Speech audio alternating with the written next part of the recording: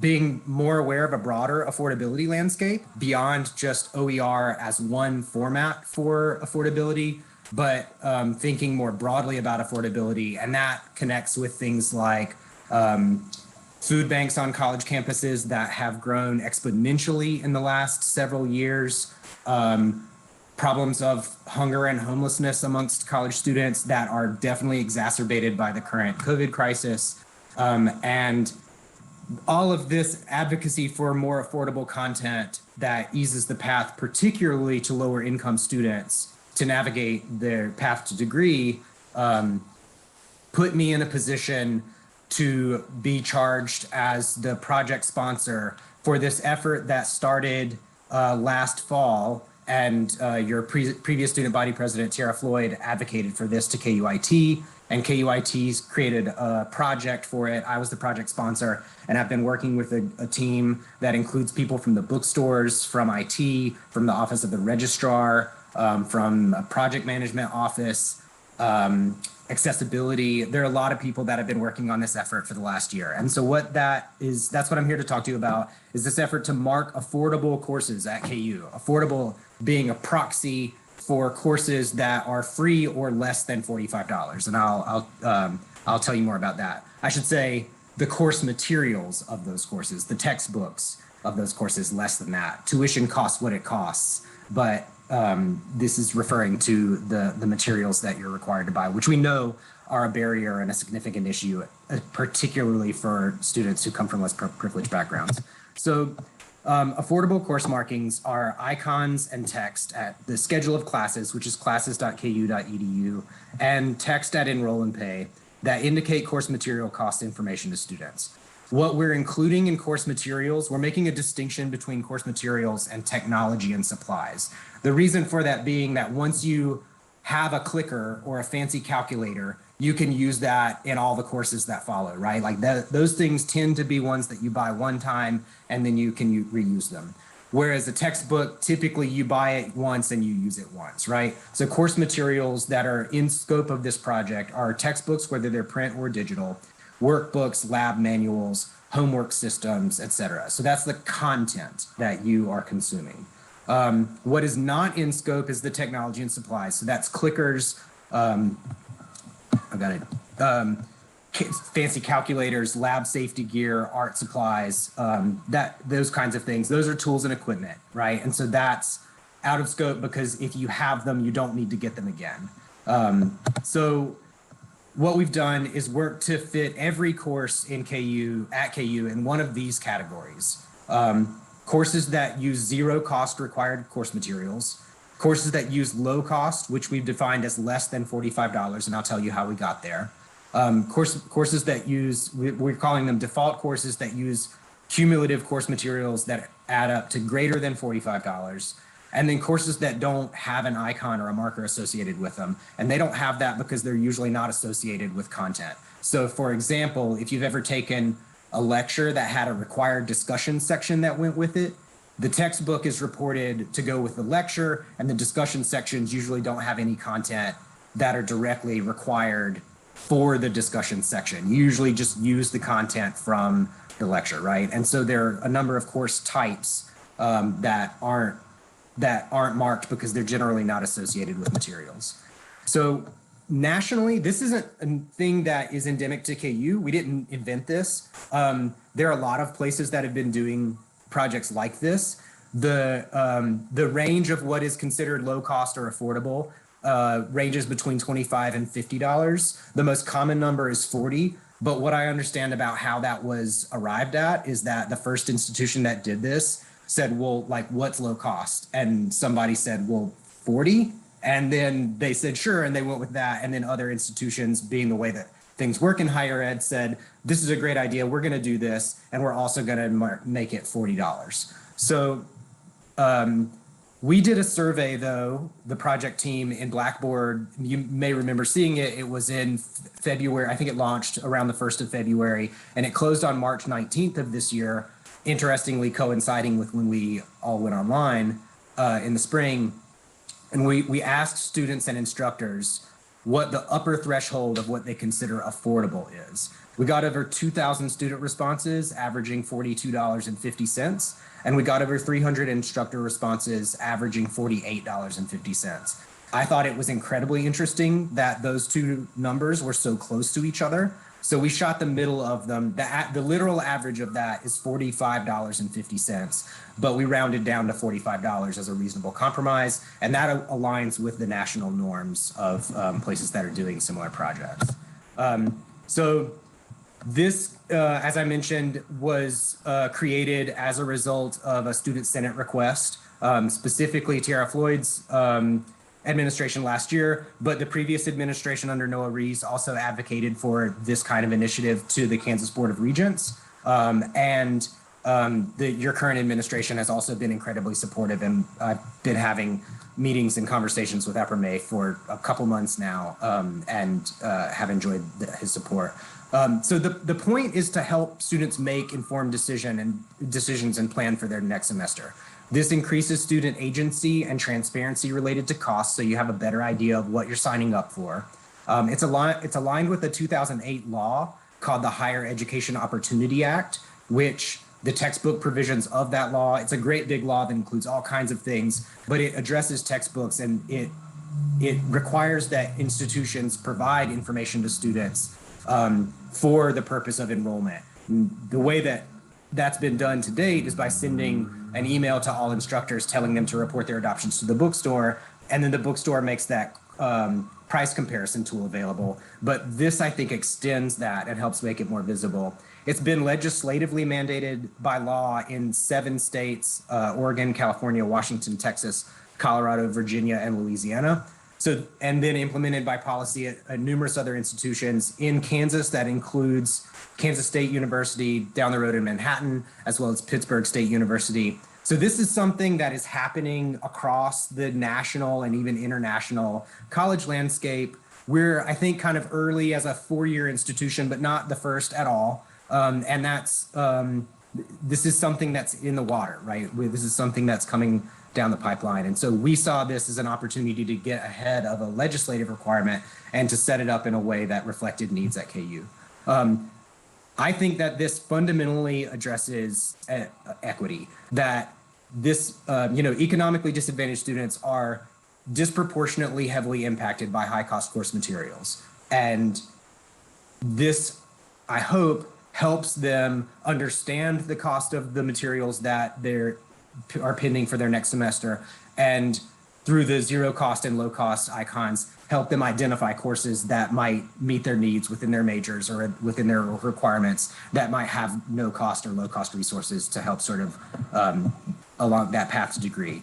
But by making it more transparent for those students, we benefit everyone when we make this information available so that more students have an idea of what they're signing up for. Just to give you a snapshot of the way this looks at other institutions, here's KSU in the red box. That icon indicates that a similar status. They do their program slightly differently. Here's Cal State University at Northridge in Los Angeles, or in the greater Los Angeles. There in the orange box, that no cost icon. Here is San Francisco State University, have this zero cost course materials icon. And these are the icons that we designed at KU. The no cost icon there, a blue book with a 0 on it. The low cost icon, the same blue book with an L, and the default icon, a blue book with a $sign. So again, no cost courses, low cost courses less than $45, and default courses cumulatively greater than $45. It's not live in classes.ku.edu right now. So if you go looking for it, you won't see it yet.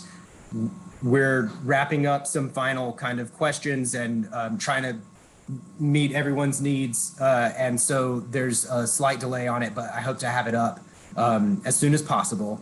What you will see is that if you click this options button, reveals all of these different drop-down menus. And one of those drop-down menus is new, and it says this any textbook options. That's searching for all textbooks. It's not filtering by these affordable ones. And then there are also options for no cost materials that will only display the zero cost courses, and low or no cost materials, which will display both the zero cost and the low cost courses. The idea there was that if someone wants to know what the low cost courses are, they aren't going to mind seeing what the zero cost courses are.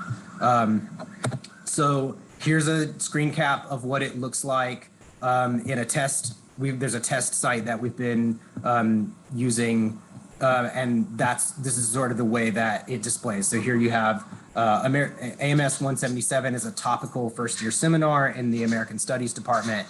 And there's one course here marked as a low cost course, and then the other two marked as default courses. When these are accessible in that there's alternative text so that they're accessible to screen readers, and there's hover text. So when you hover over the icon, this little window pops up and explains what that icon means and links to a website, marking.ku.edu, which is an active website. And if you go to that site right now, you'll be able to learn more information about that. So more information is available there at that marking.ku.edu site. There is a specific subpage on the page that is information for students, and there's an FAQ. The FAQ is organized by general questions that are appropriate for everyone, and then by student questions and instructor questions. The student questions right now, there's one. And so if you have suggested questions that I should answer in the FAQ, feel free to suggest them. There's contact us buttons on the bottom of every page that all link to this marking@ku.edu email address. So any feedback or suggestions to make this more usable and impactful from anyone, definitely including students, are very welcome and appreciated. I will pop out of my slides, and I'm gonna have to reshare my screen again.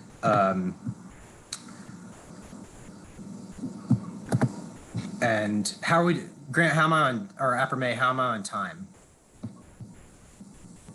Yeah, on either side of that, we're definitely getting to the end of it here, and you also have quite a few questions, which, hey, maybe they'll help add to your questions page. Yeah, I'll skip the demo because the screen caps captured a lot of that, and you can see the website. So Perfect. So the first question is going to be from Holly. Hi, Josh. My name's Holly Hall. I'm graduate student body vice president, and I was just wondering, I've done both undergrad and graduate classes at KU. I've done my bachelor's, master's, and now I'm doing my PhD. And it seems to me, over my experiences at KU in different programs, I was in American Studies for bachelor's and master's, and now I'm in the School of Ed for my PhD. It seems that graduate classes are much more affordable when it comes to buying books than undergraduate classes. And I wondered if you saw that same trend and why that is, and if you've got any feedback on the reasons why undergraduates seem to be, you know, constantly made to pay more for their education than graduate students. Mm-hmm. That's a great question. So I don't have the data yet, but we will be tracking how the icons are spread across different disciplines and levels. And so that's something we'll definitely be looking at. I think the reason why is that, you know, if you think about large enrollment undergraduate courses like Intro to Psych, to Soc, to Chem, to Bio, you know, these kind of large enrollment courses, nationally, there are millions and millions. I mean, that is a huge market that textbook publishers are able to exploit and control.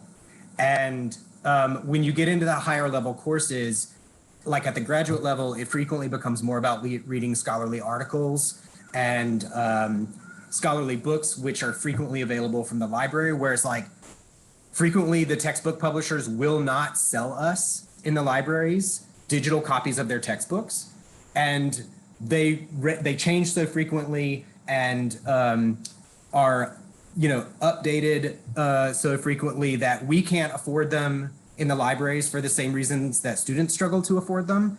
And so, I mean, it's a really complex issue, but that's the short answer. If you want to talk about it more sometime, I will answer as many emails as my work-life balance kind of life permits me to do. But if you email me, I will definitely try to respond. Time for more questions, or do we need to move on to Maggie? So we're going to go ahead and run through the rest of these questions that actually seem to be addressing your presentation. Hopefully these questions will be shorter because we're going to have a long meeting tonight either way, and then we'll move to Maggie. So next up, we have Sam Harder. Hi, Sam. Hi, thank you both for being here. Appreciate it. I represent off-campus students, and a concern I'm hearing from students is that a lot of classes require purchasing different homework proctoring softwares for several different classes. So I'm not sure if this is in the power of the library or administration, but are there conversations about standardizing those software programs so students don't have to pay $150 for 3 separate programs? Yeah, I don't know of efforts to standardize that. You know, the nature of academic freedom is that every instructor has the prerogative to select their materials that they feel are most appropriate. I do advocate for people to be more critical and thoughtful about that, and what that means if you're in 4 or 5 courses and all of them have an expensive textbook that comes with an expensive homework system. But that is a struggle. If you wanted to read more about that, there is an organization called US PIRG, Public Interest Research Group, PIRGs, and they have a number of reports. This is one of the things that they lobby for and educate about, and one of them is about these access codes and how problematic and challenging they can be. But I'm not aware at this moment of an institutional level effort to, group them together, align them, though I do take advantage of every opportunity to talk to instructors about how challenging they can be to students. So I hope that is, something. But ultimately, it's up to instructors to decide which tools they use, and that has costs and benefits, depending on your perspective. Thanks. Thank you. Thank you, Angie, for rescinding your question. So that brings us to Victoria. Hi, I'm an undergraduate representing off-campus students. And my question is, have you found that certain areas of study or certain departments have fewer low to no cost options and tend to stick in that 45 and above? And how can we fix that? I think so. Like I said, this is a new project, and it's really we're just getting to the point of being able to launch and apply it. The test site is based on a test database, and I'm really looking forward to seeing what the real data is from semester to semester. I know that there is concern that fields that we think of as being expensive in terms of materials, like engineering is an example, business is an example.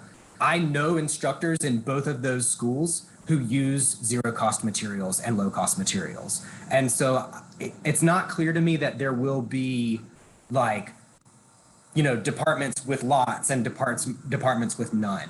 I think it's gonna be fairly general, and there's still gonna be lots of courses that are greater than $45, right?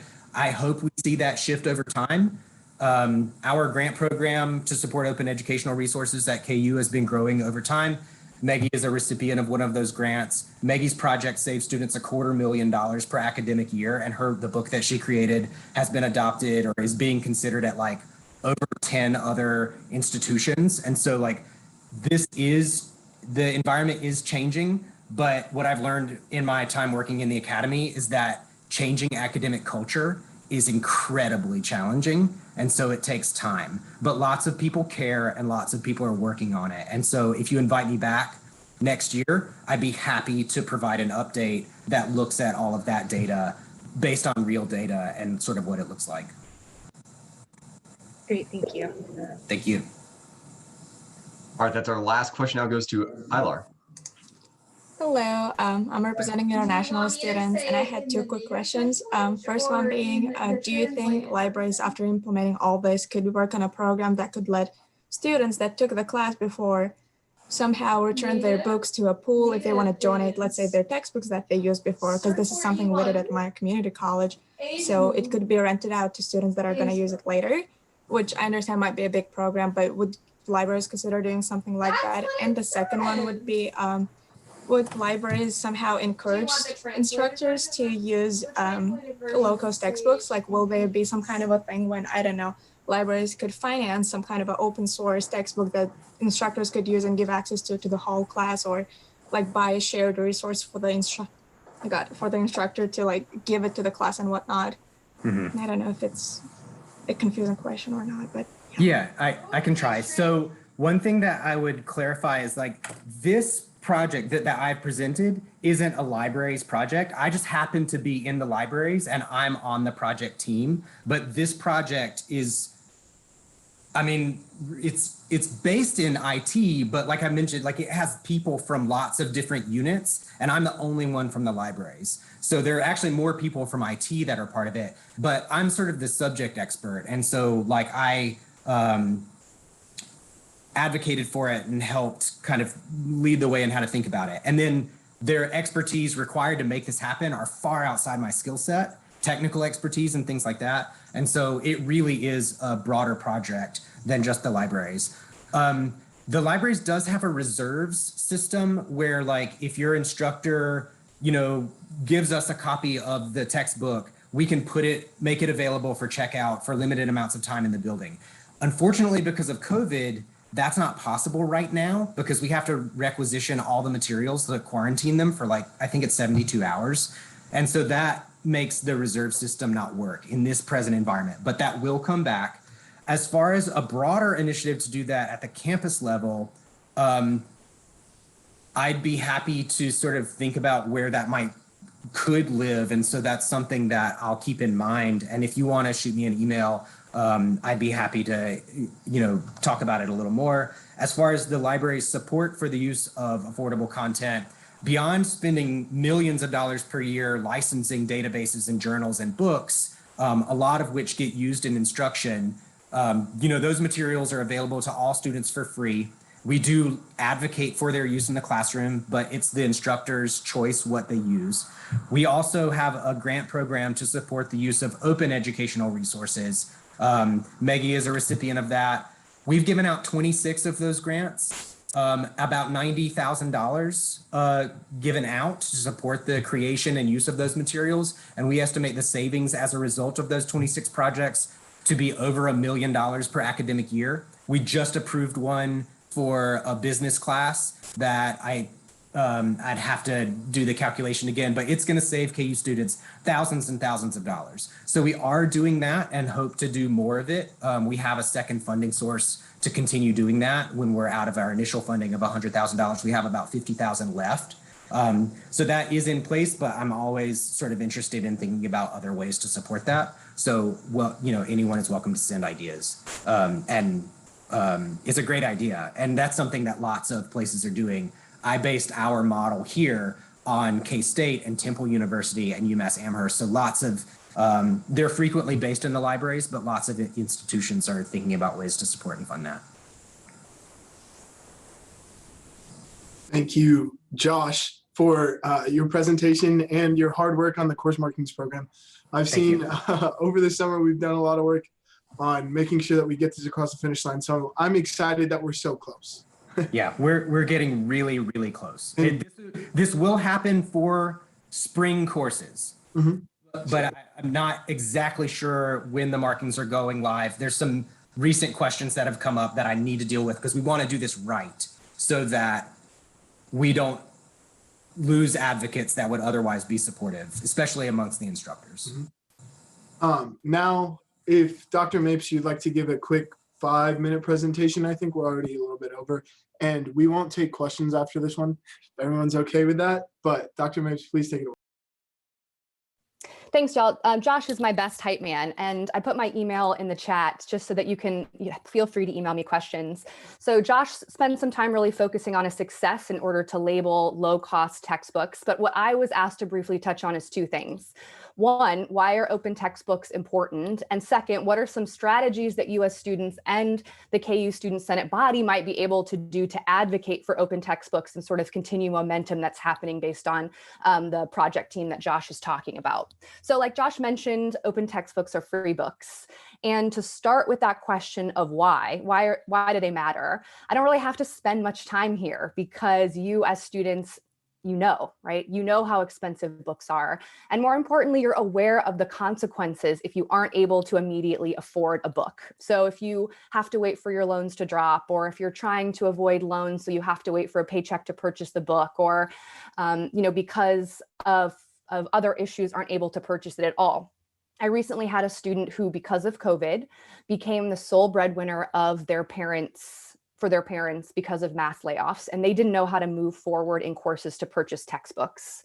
And if you don't have access to course content, you do not have access to the course, period. So all the examples even you've begun to mention or ask with Josh, we know is a huge issue because increasingly textbooks are connected with online codes that are linked with assignments and quizzes and points for the courses. So you become graded on your ability to afford a textbook. It's a problem. Open textbooks then as a free resource are really able to alleviate that strain. And there are tons of other reasons why open textbooks are cool, but starting from your experience individually and speaking or trying to speak for the student experience at KU is really going to be the best when you answer the question of how. So how do you be successful? How can you all think about advocating for open textbooks? So because I'm a public speaking scholar, I am going to tell you that it might be important to dust off some of your Comms 130 skill sets and really start by asking, what are your goals, continued goals, and who's your audience? So are you trying to increase awareness amongst other student groups because they're not aware that open textbooks are an option to this difficulty they're having with the affordability barrier? Are you trying to meet with faculty face-to-face? Or are you trying to request other policy changes with administrators? Across all of those audiences, yep, you can send an email, you can send them a message, and under normal circumstances, you could give them like a nice handwritten note. But the world is weird right now. And so we're kind of sick with emails. So again, trying to think about having virtual face-to-face time to use public speaking as a strategy is something that you can do, and that's effective. With student groups, look and link up with discipline-specific student groups. In communication studies, we have the Lambda Pi Eta Honor Society. And so asking to meet with them, one representative to spend 5 minutes to give them a pitch, that means you're educating and increasing awareness with that student group that can go back to their departments and disciplines. Especially right now where departments really care about our majors and we really want to hold and keep on to them, we listen to them. For faculty, ask for 5 minutes for their virtual faculty meetings and share your experiences, because I will tell you, a lot of faculty are still totally unaware about the issues that you're having with textbooks. And so your insights can provide them an alternative. Faculty don't know what they don't know. And so you can kind of fill that gap with your face, and you also have this kind of force of the KU Student Senate behind you. Tell them what you need. With administrators, you are the student governing body, so asking for virtual FaceTime with deans and vice provosts and the provost, just ask. The worst they can say is no, and you've already been successful in a huge project in less than a year. And now I will tell you, however cheesy this sounds, I think this is the only positive thing that has come out of COVID, which is faculty and administrators are super aware of financial problems and barriers that are facing students right now. So providing them with an opportunity, like with a pitch, to make themselves sound good, both to current students and to potential Jayhawks, to say, we care about you, we're listening to you, and we're doing something to reduce a financial barrier that we know is causing strain on your ability to participate in classes, can be really, really important. I can tell you that this is working. My open textbook, there's been a huge surge in adoptions across the US because faculty want to provide a free book, and they want to provide a book that's free everywhere. So if you have to quarantine at home, you can still have access to your book. It's not behind a paywall, it's accessible online, and it never expires. So just a couple of things. I'm always happy to brainstorm. The introductory course for all the public speaking classes, we're looking to do a virtual speaker showcase in the spring. It might be a great opportunity to partner with the KU Student Senate about affordability issues to spotlight some of these. I'm happy to advocate alongside of you to try to help with presentations based on those different audiences. So again, great to chat with you for a few minutes. Thanks for the invitation, and please feel free to email me whenever. Thank you, Dr. Mapes, for coming in and giving that fantastic rapid fire presentation. I regret to say just the presentation wasn't the only reason why we called you to the Senate. We actually want to present you with the Student Senate Textbook Affordability Award because of all the work that you've done over these past 2 years. And so I know this is coming as a surprise to you right now, but everyone, if we want to give Dr. Mapes a round of applause. I mean, Josh already said it, but her open textbook has saved KU students over $250,000 so far, and it's been adopted at numerous other institutions across the country. And so to have such a great advocate for open education resources that partners with Student Senate on a normal basis is something that we would never take for granted.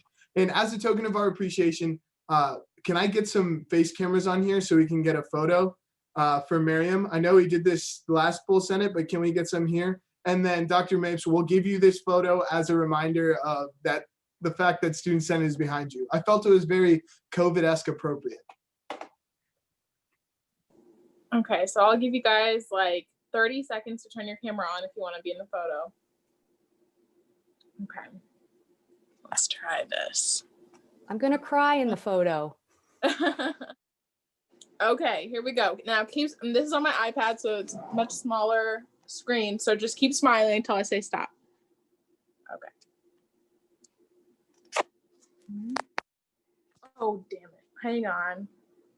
I can't screenshot it. One second. Keep going. Oh, no.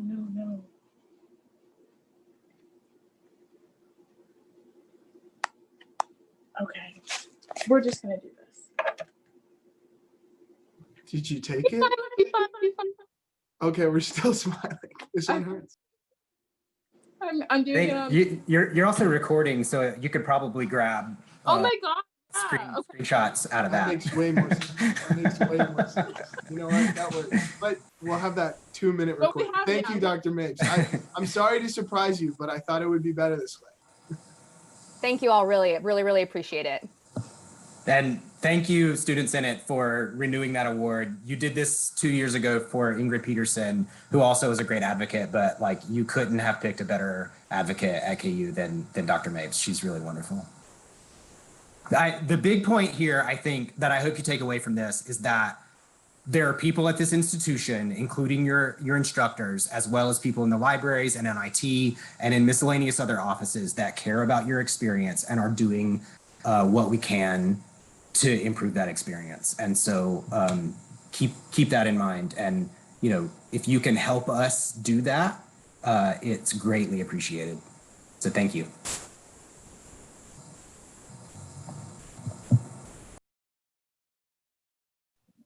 Thanks, y'all. All right, we're gonna get back on agenda here. I think we need to move to approve the minutes. So let me pull up the PowerPoint again. Here, let's do it this way. All right, yep, so we have approval of the minutes next. This will be our attendance vote. So let me get a poll up and running.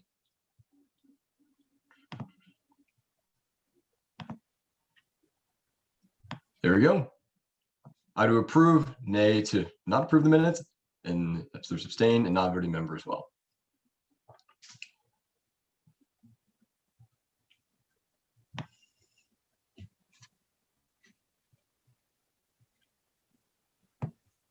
I'll give it till 20. Sweet. Perfect.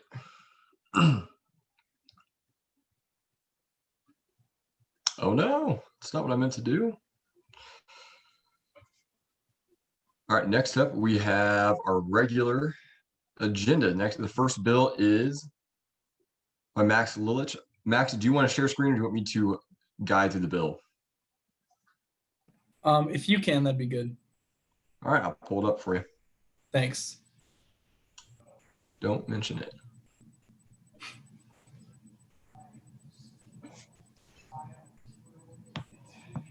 Can you all happen to see it, or am I sharing the wrong screen still? I can see it within the PowerPoint. I mean, that probably works, honestly. All right, we'll go there. You have 5 minutes to present on it. Okay, so this bill is a pretty straightforward funding bill. It's $5,000 plus the general funding for KUBSat, which is going to launch a satellite into space. They'll use this $5,000 for specific parts that they need in order to do this. It'll be the first satellite to ever be launched from the state of Kansas, so we'll be making history. And if we approve this funding, they'll be putting a plaque with Student Senate's name on it. So it's a really good opportunity. And I think Arno's here to talk about it some more because he obviously knows more about it than I do. I'm gonna defer to Lee, the vice president, first, if he wants to take the lead. Yeah, thank you, Arno. Yeah, we went to the Student Senate seeking this $5,000 in effort of purchasing the transceiver and the controlling computer for the satellite. It's primarily for the purpose of communicating with the satellite while it's in space, kind of those two things together there. Specifically, that's what we were requesting the funding for. But overall, I think Max did a good job of covering it. I think we're most excited about this student-led project because it is the first cube satellite that is a satellite that's about the size of a loaf of bread that will be sent into space via NASA's Space Launch Initiative. And we're pretty excited to partake in that and definitely become a leading member of the space community for the college level here in Kansas. Thank you. Does anyone have any questions for any of the folks that have just spoken? I don't know who can answer this question, but last year we funded CubeSat, and I think it was at least my understanding that the amount of funding that we provided plus any outside fundraising efforts by CubeSat would be enough to cover the cost of this satellite. What happened with that? That is true, and that played out. That worked. We do actually have in our possession the components necessary for the launch of Cube Satellite 1. These components are both to back up and support CubeSat 1 if any of the current components fail during testing or we realize there's other issues that are involved there. But two, and primarily these components would go towards Cube Satellite 2, which we anticipate launching 12 months after the first one. So it's kind of dual purpose. Does anyone else have any other questions? Seeing none, I have a question. Now, I remember part of the reasoning of this bill last year as to why Senate was so gung-ho about it was because we supposedly were in a great space race with other region schools at the time. Do we still have a chance to win that space race? Lee, I can take this one. Oh, go ahead, Arno. Absolutely. Yeah, no, Grant, you're absolutely right. The interesting thing is with how this whole CubeSat launch initiative works, and if you Google CSLI or NASA CSLI, it should pop up if you want to read more about it. But as of right now, we are still the only school in Kansas that is currently pursuing this. And we are, COVID obviously put a bit of a damper on a lot of things, not just on our end. NASA has had to delay several launches, which has pushed back our launch, of course. Missouri, I see Max asked just a quick question. Missouri, I think, has actually, I think they attempted a launch. I want to say, I don't know if they got it into space. It may have blown up on launch. But we, Sounds like we are still the, it sounds exactly like Mizzou. No, but we are still the only ones right now currently working on this. And one of the important things that we're working towards at the moment is building a very powerful infrastructure to support, as Lee said, multiple launches down the road. So CubeSat 2, or whatever it's going to be named, that's just the working name right now. That design actually starts this coming spring. And what we're planning when it comes to infrastructure wise with that is expanding the ground station, which is a major portion of what Student Senate funded last year, expanding our ground station to basically become one of the best in Kansas. I would say Kansas, Oklahoma, Nebraska, Missouri, stuff like that. It's hard to beat Boulder University, but we're working really hard to expand all this stuff. So the idea is eventually K-State might even come to us to use our ground stations and our equipment to do the job, because we do things better here. Seeing no other questions, I do have one follow-up then. When do you think is the earliest possible date that you may have takeoff? So great question. We have actually, so this is a really complex process. To fill a couple of people in who may not know how this works, is the CSLI launch initiative through NASA. They say we will pay to put you on a rocket to send you up, whether that's a SpaceX rocket, ULA, Blue Origin, whomever. We pay that for you. You have to develop everything. Now, if we get to a date, manifest date or launch date, and we are not ready, and we've already been quote unquote manifested on said rocket, KU then has to pay a massive fine if we are not ready. It's upwards of $60,000, $70,000. So it's a very tumultuous process of going back and forth and saying we are at this process with NASA. I have to update them every quarter, and we're at this stage, and they say, okay, we're going to put you here. We're going to put you here. Long story short, the most recent stuff that they have given us and I've given them, we've made the cut for a launch on June 1st, 2022. That is a guaranteed launch for us. They are looking to launch us earlier, possibly December 2021. So right now, just because of, again, we were supposed to launch in May of 2021, COVID said no. And so that's where we're at the moment. I appreciate that. We are out of time. So I think technically that means we can skip previous question and go straight to a vote on the bill itself. It's my understanding of Robert's rules. So to make it a little faster here, we're going to go ahead and move to a vote on the bill to fund a satellite, which is not something you see every day. All right, we have the options as normal. Should be able to vote.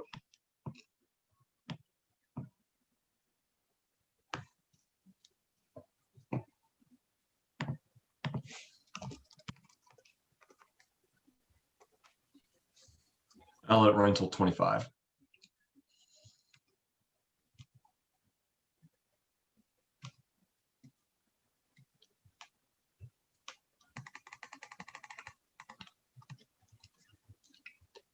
Oh.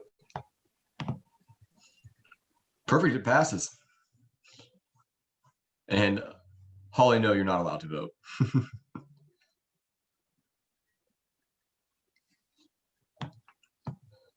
Then move just to the next bill, which is 2021-10, a bill to amend SSRR Article 1, Section 1, Clause 1.2.8, which is another bill by Max. Max, I'll pull this one up for you. It's a little more lengthy.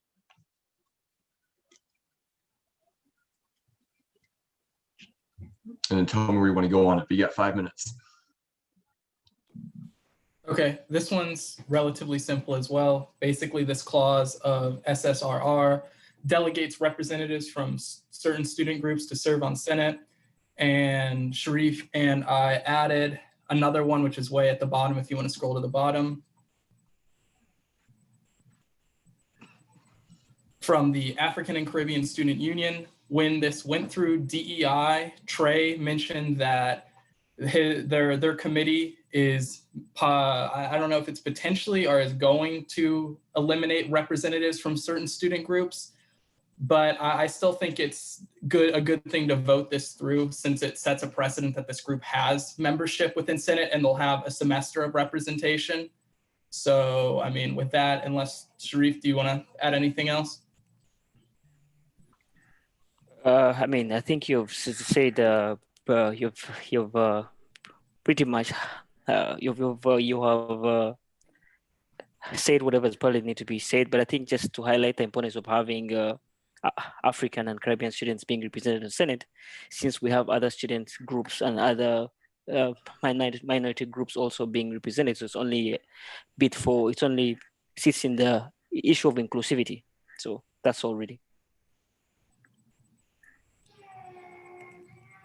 And I don't know if you want to speak more to what that committee's doing, Trey, if you want to phrase that in like the form of a question or whatever. I don't know how to technically do it within Robert's rules, within the discretion of the chair, Grant. Would you just? I can just ask Max. ask the to make question. Trey, just do point of order, and I'll accept that. Point of order. Trey. So we have a group within the Student Senate right now called the Student Senate Rules and Regulations. And that, well, first off, Student Senate Rules and Regulations is basically the Constitution and the bylaws of our organization. And we have something called the SSRR Rewrite Ad Hoc Committee that was convened in the late summer this year and is coming close to fruition on what it's been posed to do. And that is supposed to simplify and reduce the size of our rules right now, you know, including the appendices and the table of contents. The SSRR is 185 pages long. Most students don't know what SSRR means. They haven't read through the whole document. You know, it's absurd to read through that many pages for the average student. We're very close to presenting a final document for students that's around 30-ish pages. If it were formatted the same, we've changed the formatting, so it ends up around 40 pages. One of the major changes that's being proposed is to remove these, for lack of better words, student organizations that have become tokenizing for students in a way. The reasoning behind the ad hoc committee is that these student organizations were allowed representation within the Student Senate at a time when the Student Senate was bad at increasing inclusion and diversity of students with historically oppressed identities within the Student Senate. I think that time has shown over the past few years that inclusion of these student organization representatives alone has not fixed the cultural issues within the Student Senate. And has given a false impression to the Student Senate that we are actually inclusive. There's also the concern of being anti-democratic. For instance, I know, like the organization that we're voting on today, and I support this bill. I think we should pass it. But in all fairness, this organization only has so many members. I believe, you know, it's less than 50, and that's smaller than every single division within the Student Senate. You know, with that few active members, you're giving that few students as many voices in this legislative body as you know, say 200, 300 students in an academic division, and that's undemocratic. So yeah, that's basically why the SSR ad hoc committee has made that choice. I don't think it makes too much of a difference here. Although I don't think that precedent argument that Max follows, I don't think that's a reason to vote for this. I think the reason to vote for this is so that the African and Caribbean Student Union has a representative on this body as long as those positions exist within the Student Senate, which will be until the adoption of the new rules by this legislative body. So they deserve at least that, which will probably, well, it'd be until the next election if it passes this year. So. And that's actually time on the speech. So, and if people have questions, or if Max and Sharif would like to present more, I'm going to need a motion to extend speaker's time. I think I'm good if we want to just call the question. I need a second from Trey's motion. I'll take that. And then we'll go ahead and just do a reaction. If you can give me a clap or a thumbs up saying that you would like to call a question on this bill, I'll take that.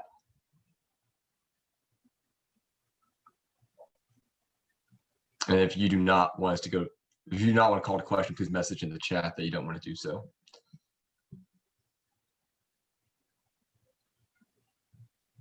All right, from the responses that I saw, we're going to go ahead and call a question on the bill. I'll get the poll rolling here.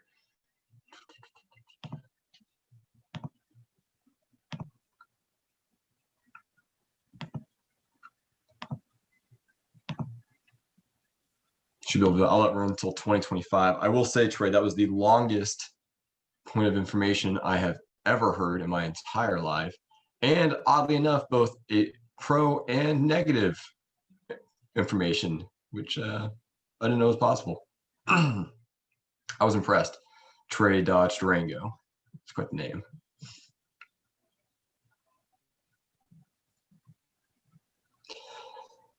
All right, the bill passes. So that will bring us to our next, stop sharing. That brings us to our next bill, which is, let me pull it up here.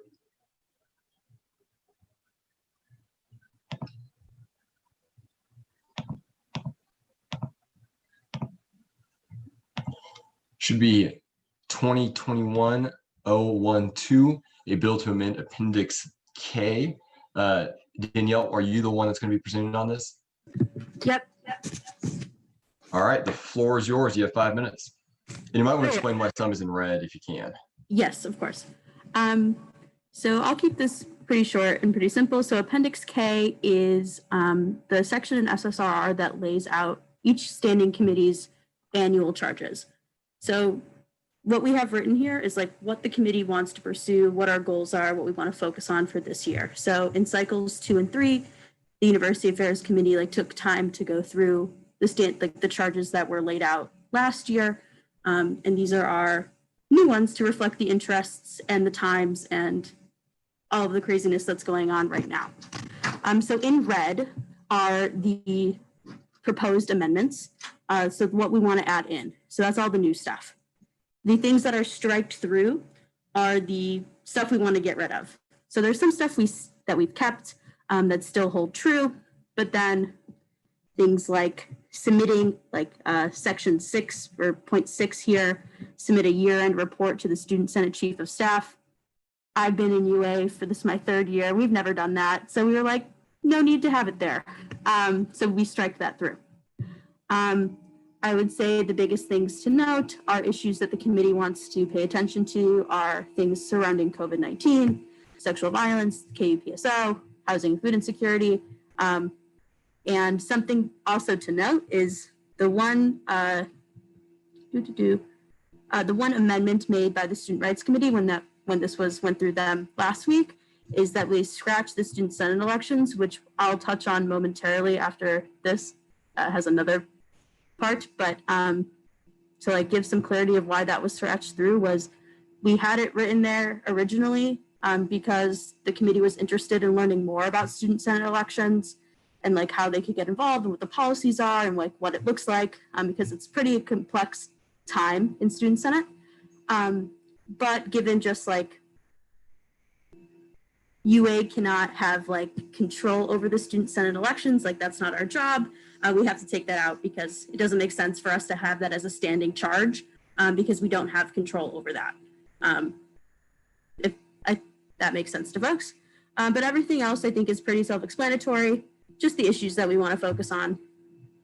I'll yield my time to questions. Thank you. Does anyone have any questions for her? Yes, I will defer to Wesley. I noticed that you removed the Kansas Athletics and Kansas Alumni Association from that and didn't re-add it. Why is UA no longer interested in overseeing Kansas Athletics or the Alumni Association and what they do? Great question. I wouldn't say it's just that it's not that we don't find it important, but it just wasn't a part of the interest that the committee has right now. To be honest with you, I don't know when the last time this part of Appendix K has been edited. So this could have been from years ago, potentially. Just right now, as the committee members aren't really interested in pursuing issues surrounding athletics and the Alumni Association. It's still something that we can feel free to talk about, but I think it's important to have a more narrow focus instead of focusing on all of the issues. City? I just got to thank you. Yeah, the last time this was edited in 2018. So times have changed. Senate now doesn't fund, or the student fee doesn't go to athletics anymore, so that has changed as well. Does that Yeah, all right, Sadie? Yeah, first trigger warning. Second, my question is just what makes UA specifically well suited to address sexual violence with like this explicit intention? We also discussed this when we were writing this, just given the development of the ad hoc committee a few weeks ago. So if you look at the second, we tried to like clarify language as well. It's not like we're not going to do all of this, right? Because that's not our job. But can I annotate? Is that an option? Awesome. Here. F. So looking specifically at the IOA and other entities with regards to sexual violence, not to say we're going to be like the watchdogs in this, or not. I think we're just mainly going to be looking at it, not necessarily writing policy or any kind of legislation. May I also add on to this? Creating the ad hoc to do this. We're just like interested and want to like keep tabs on it. So time is up. Seeing that Victoria wants to add in on this, and in addition to that, Malik also has a question. Would anyone like to motion to add potentially 5 minutes onto her time? So moved. Thank you, Trey. Can I get a second? I'll take that from Sam as the second. And Jesse, go ahead and give me a reaction if you'd like to go ahead and allow those 5 minutes to move forward. And if you do not want that to happen, please voice your nay in the chat.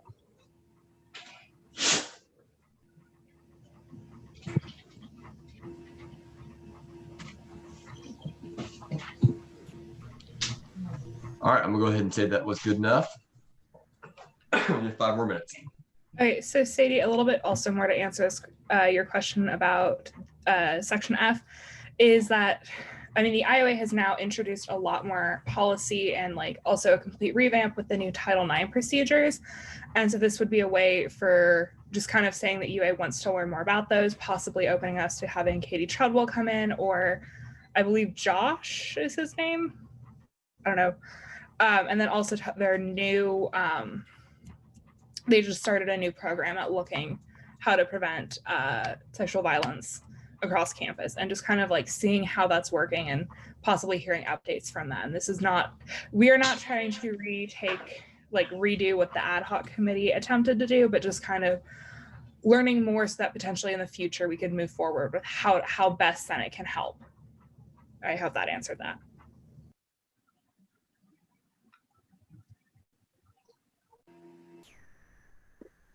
Hey, Victoria. Sadie, unless you have a follow-up, we're gonna move to Malik. All right, Malik, you're up. Thank you. I do have a question about Section B. Could you expand more about why UA is going into KUPSO and all of that? I know I'm part of DEI and we're exploring something similar, considering the recent events and all of that, and how much KUPSO is involved with just the whole conversation, why UA is having that conversation and all of that. Could you expand on that, please? Yeah, for sure. So I know that DEI is also having those conversations within their working groups, but I think it's also a university affairs issue as well. As we see with a lot of the issues that have been presented all the time, there's a lot of overlap between all 4 committees. So I think the hope was that we were to collaborate with DEI on this as well. And again, like what we have laid out in Appendix K, this isn't like, the intention is not to create like working groups like DEI or to create like mini ad hocs or subcommittees. These are just things that we want to like look in more into, to focus on, using like the language, paying close attention to issues surrounding ABC. So like, we're not trying to step on anyone's toes. This was just a way for us to goal plan and to like find the interests of the committees. As many of you may know, like UA, it's like hard to find, it's hard to like narrow in on issues because, you know, issues surrounding student life. That's a lot. It's a broad charge. So this was just a way for us to narrow that focus. That makes sense. Thank you. So we're excited to work with DEI and do more.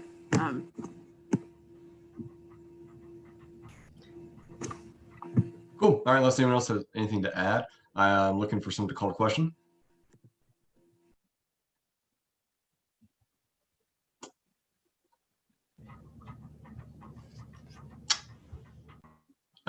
Thank you, Leighton. And then I'll take Peyton as the second.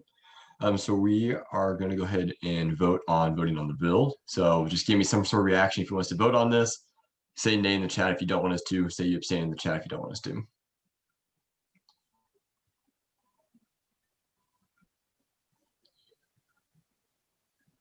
Whew, perfect. That's enough for me.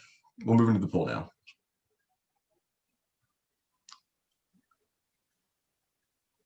And I'll let it run until 20.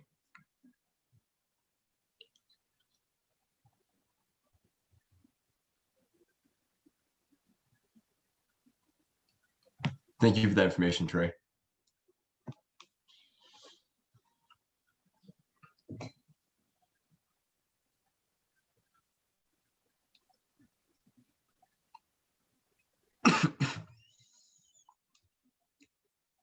Perfect. It passes. Thanks, y'all.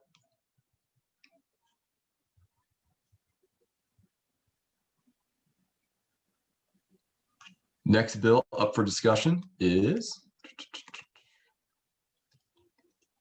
Trey. I am so sorry. I accidentally skipped your bill.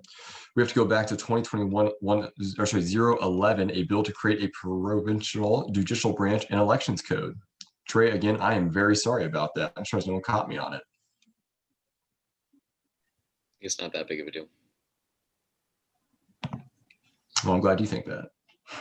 It's a big deal to me, but I am sorry about that.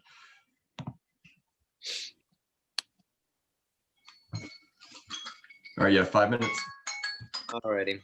So this one's a little complicated, folks, but I'll try to simplify it. It's good that Max Lilich's bill went before mine because that gave everybody a brief intro into what we're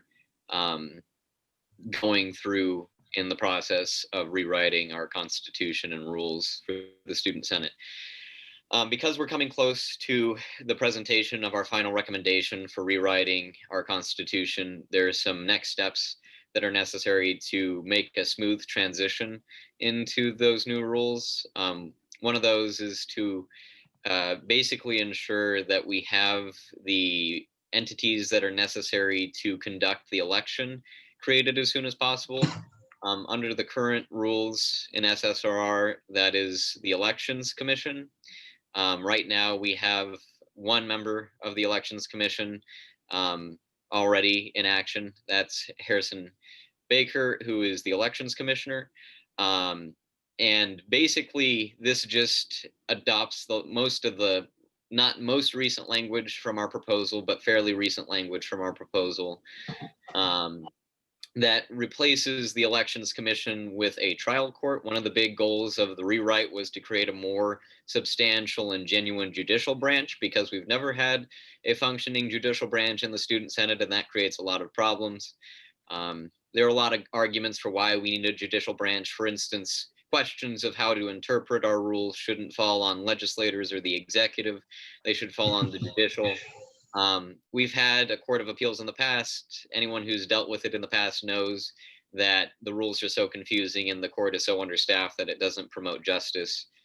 And yeah, that's about it. We didn't throw in all of the more broad changes that are occurring to, say, referendum or initiative. We've talked about that in the ad hoc committee after this was presented before the committees, but that's not necessarily a bad thing.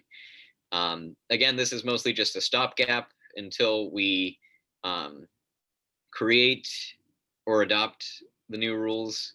So yeah, that's basically it.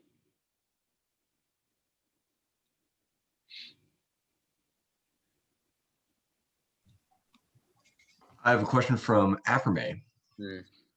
Grant, could you scroll down a little bit? So Trey, regarding their appointment process, who is in charge of creating that committee of 11? I actually have multiple questions. First one, what we had agreed in rights that I would just convene it as senior senator, longest serving senior senator. That was supposed to be amended, but okay. we just never wrote it out. Yeah, and my second question is, on the committee of 11 randomly selected senators, what if there is a potential conflict of interest in that the people on that committee, 1, 2, 3 of them might be intricately involved in the election process in the upcoming year, either running as a coalition or running at the top of the coalition? Although there are certainly concerns currently that many people are flagrantly violating our rules by forming coalitions, that will be dealt with through the process. So I am asking about, what if somebody who's I running understand. basically, my question is, what if somebody who's running next year is one of the people who is appointing the trial judge to oversee their election, right? Right. And we could just, I mean, if the Senate's comfortable with it, I could just create the court. I've always run as an independent. I don't run with coalitions. I don't know if you want to give me that power. I don't want to. That's not my question. I mean, I don't want to give it to the Studex, right? I mean, the answer to your question is that the randomization is aimed to prevent that, right?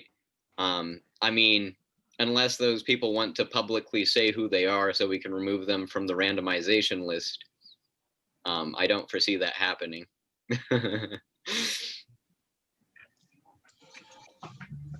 All right, seeing that there's a question from Malik. Actually, I'm not sure if you have more questions to go through, but I'm gonna go ahead and let Malik ask their question. Malik, you have the floor. Yeah, this is a continuation of Apermay's question type of thing. Considering, Trey, I have full trust in you, but this is not a maintainable thing to say that the senior most senator will be the one to appoint.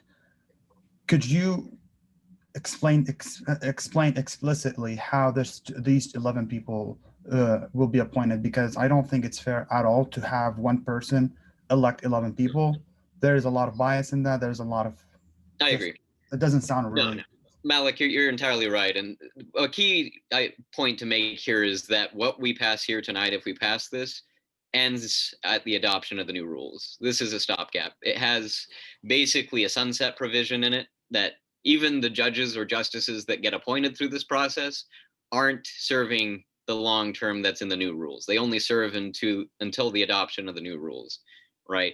Now, I think the assumption is that the incoming, whatever the appointment committee that's randomized would choose the same justice or judges because they'd be available and they know the system. They don't have to.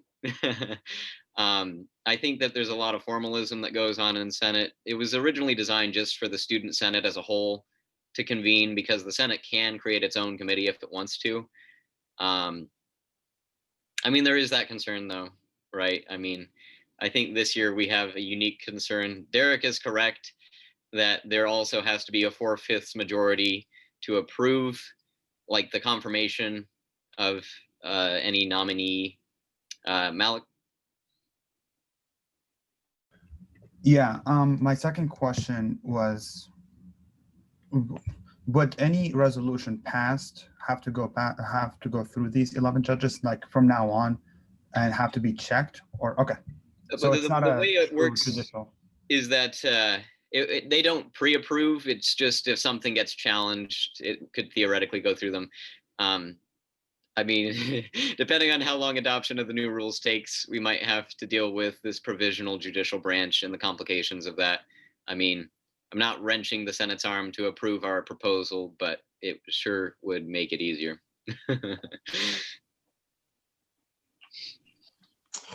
We are out of time, but I actually have another question. So I would appreciate if someone would motion to add on 5 more minutes. Motion for 3. Oh, I'll take the motion for 5. Can I get a second from someone? Thank you, Jesse. Give me a reaction if you would like us to extend for 5 minutes. say nay in the chat if you do not want us to, and if you want to abstain, either abstain in the chat or just say nothing. All right, I'm going to take that as enough to go ahead and extend it by 5 more minutes. Trey, would you be open to adding on an amendment so we could friendly this in if you're open to it, of letting Acrame or myself, one of the executive officers, veto judges after they're approved by the Senate? I would almost want to break that. Vetoing the nomination, sorry. I should be specific there. Vetoing the nomination, not their judicial oversight. I would almost want to go into committee of the whole to discuss that. Because then, I mean, I'm okay with it theoretically if this is truly provisional and we pass the new rules. But if this provisional judicial branch somehow Frankensteinly continues to exist because the Senate doesn't, okay, we're already, I mean, there's a motion. Is there a second on that motion? Second from Malik. All right. So the same way I've been doing it. Give me a reaction if you want to go to committee of the whole. Say no if you don't. And if you want to abstain, go ahead and just abstain.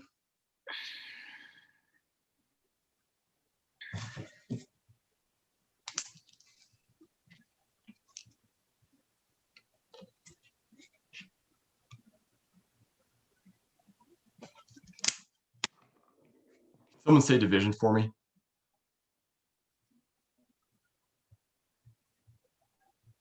Oh no.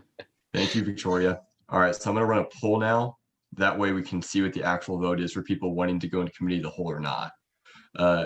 Aye is going to be yes, you want to go into committee of the whole. Nay is no, and abstain is you don't want to do this. Generally, division is we go vote by person, given that it's going to be really hard to do that on here, and this is going to give us a straight number count. This will just be the fastest way to do it.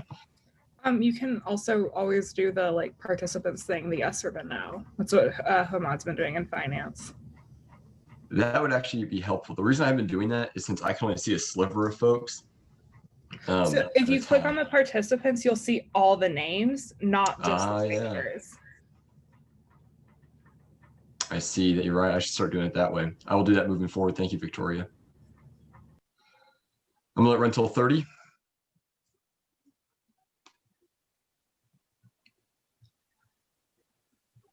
All right, we are now in committee of the whole. So technically, this is a free-flowing conversation. Something we should consider is like separation of powers. Senate's terrible at it right now. Honestly, it's something that we could just try to ignore if this is truly a provisional judicial branch. Mm-hmm. I mean, there is precedent for it. I know Grant and I had talked about this previously. In the state of Kansas, for instance, the governor has power to appoint or like have direct influence over the judicial nomination process.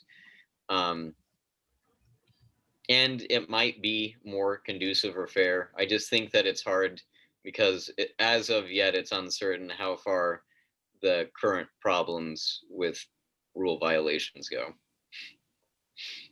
That makes sense. And I actually really appreciate you doing this because for the Senate should know that the judicial branch has been broken for a long time now and has been ineffective. And Trey and Harrison are making the valiant effort of attempting to fix that today. So like one way or another, I think this is a step in the right direction. The reason I think that we might want to add on attack here is because there is a slight concern that folks who have campaign interest will somehow miraculously end up controlling that group. And even if somehow they're able to get it through and there's a 4/5 majority of all student senators support this, I think it's reasonable to think that the only individuals here that are elected by the entire student body and can act as kind of a check on that. I don't think we should be, Acme nor myself, I don't think we should be the ones to select. And I don't think we should just flagrantly throw around the idea of a veto. But the veto is not unique to Senate and it's not unheard of for Senate. It's rarely used, but we do have it. One of the things that we've introduced in the proposal and we're getting into the weeds when it comes to the new proposal. There will be a time when we talk about the full thing, but we've talked about having a dual layer process where it has to go through both the student president and vice president. And I think if we want to go with like an executive check on the nomination process, that's what I would be comfortable with personally. And that's exactly what we would recommend. I suggested that. Yeah. Okay. Yeah. Yeah. If you want to put language if I can ask, Yeah, Malcolm, what are you I thinking? don't think would this qualify as a friendly. It doesn't seem like it. This is a pretty big thing. So I think this would be a pretty big thing to not just add whenever you're presenting the bill. No, you're right. That's why I didn't want to go to committee of the whole. I wanted to give a next speech.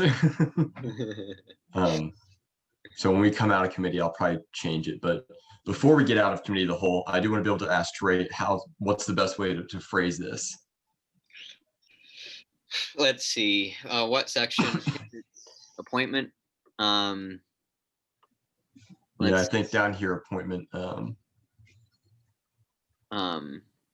Put it before the to sit on a bench.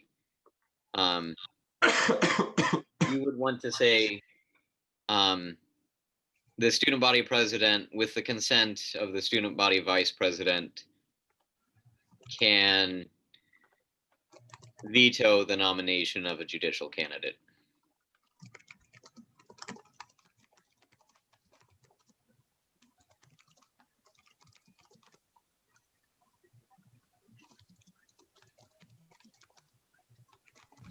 Do you mind if I put Holly in there? Can we have something that says with probable cause or with the consent of the whole Senate or something like that? I just feel like this is a very big overreach of power to just give two people the control of vetoing a nomination. Only problem there is then, I'm not against it, Malik, but the problem is, and this is a lot with like student senate, when you use terms of art like for probable cause or whatever, that would eventually, if someone challenged it, have to go somewhere, and that somewhere is the Court of Appeals right now, right? So that's the hard part. Like this is a dry run, right? Like making the courts for the first time is the hardest part because there are no courts to enforce anything. I mean, we could, because then it gets harder because then you have to have someone interpret what those words mean. Then may I suggest call into a revote? I think putting a veto, I don't know how many Senate, that is a lot of people voting in those people. And then from what my understanding, a president and a vice president going in and just vetoing that just seems not a great idea. So Malik, this is the step right before the Senate approves everyone, and it would have to be Grant, me, and Holly. And this is just for this year. This is not going, because this is still provisional. So it would be the step before the Senate approves. So we'd say, yeah. So this is more of a nomination than yes, an appointment. Okay. Yeah, like the legislative branch still comes, like they come before us and after us in this sense. So they give us the nomination, we give thumbs up, thumbs down, and then we pass it off to the full Senate. Okay, thank you. If you do both the VP and grad VP, I'd say both. Consent of both.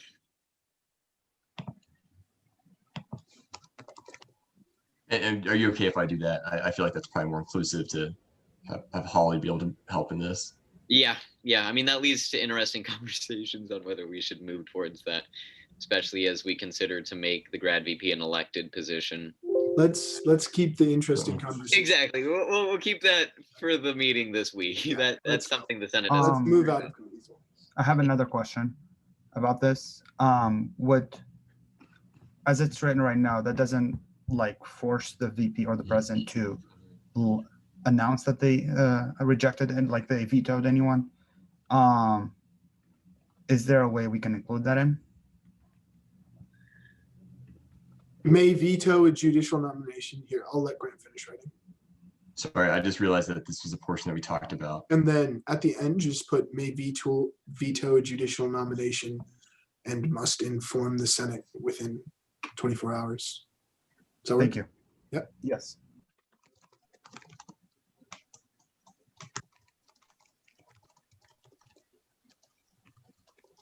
Is that okay? Okay.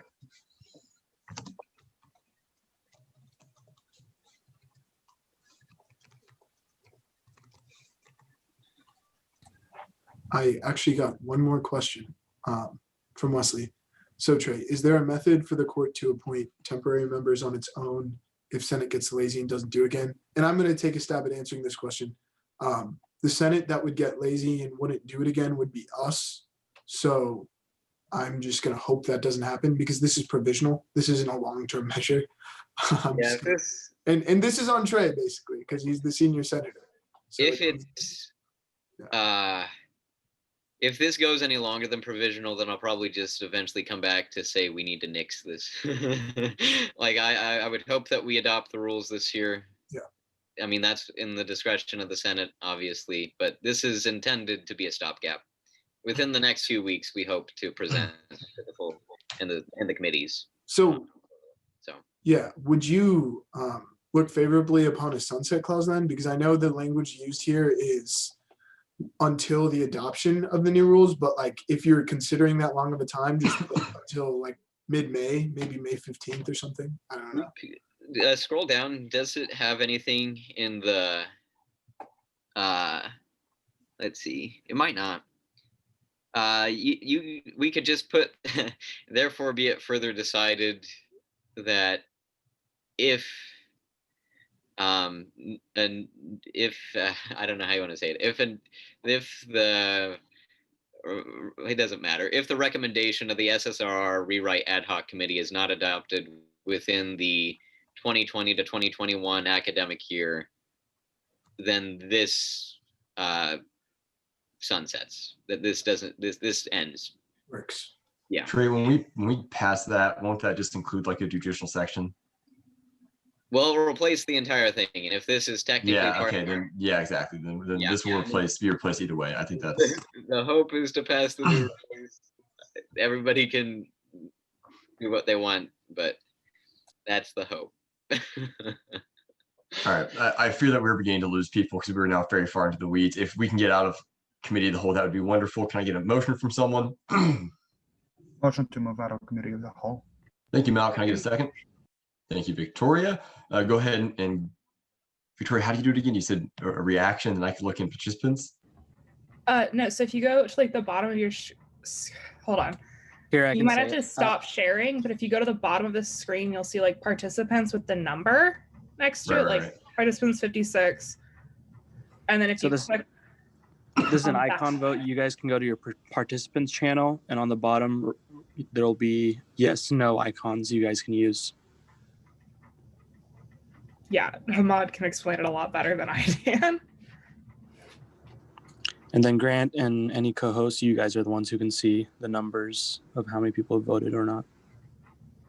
Cool. All right. So we have yes, no. So yes will be yay. We're going to get out of committee. No's obviously no. And then go slower will be abstain. And if anyone does not understand how we're doing that, say something. And Hamad or I or Victoria will help us. All right, cool. We're out of committee of the whole. So I go neg on this, which means Addison is now the chair.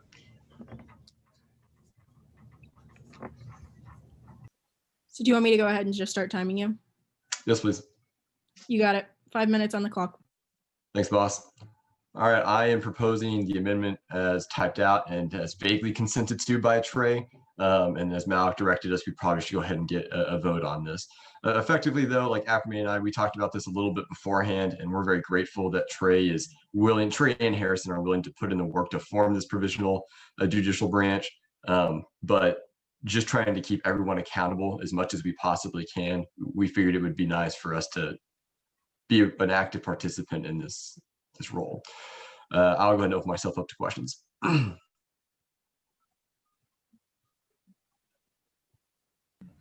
Grant, would you guarantee that you would not veto someone based on personal feelings towards them? Can you be more specific, I suppose? As in, petty vetoes is the best way I'm going to form it. I see. There are two sides of that. The first side is I actually am not the one vetoing, that's Aframe.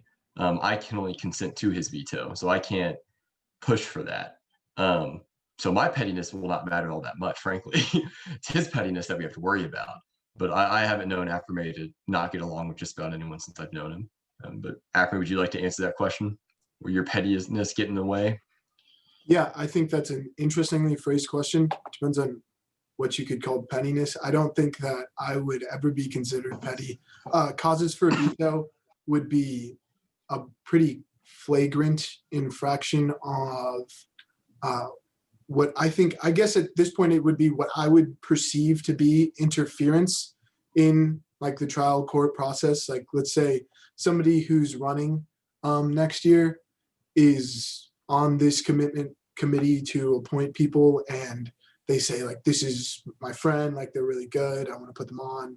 I just don't think that that would be a good, that might be a place where the committee itself would be the first check, and then I'd be like, I don't think that this is a good look.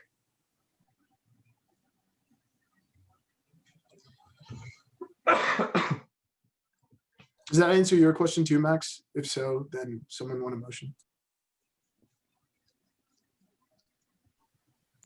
Sorry, I have a question. Oh, go ahead. Hold on. Let me pull it together real quick. I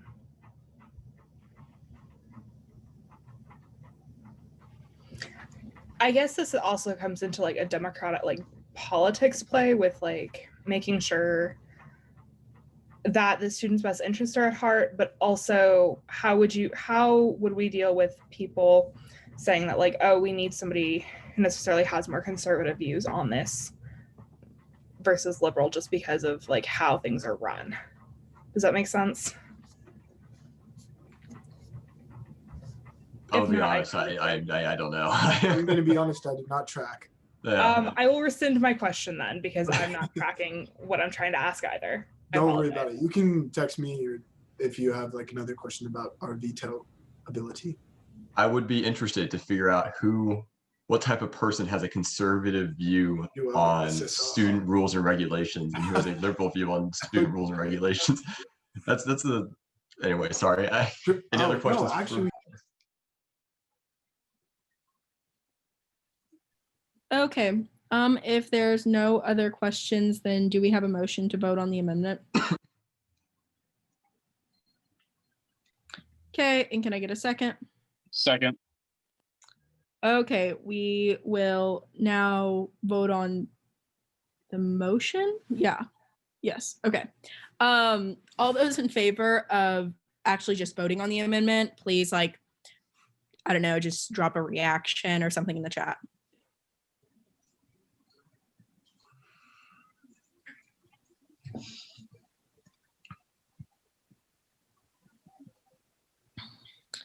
Okay, it looks like that passes. So now in terms of voting on this procedurally, since we probably don't have a poll for it, should people?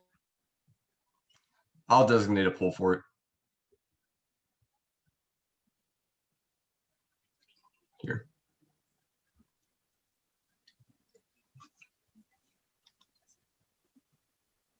I'll let run till 20.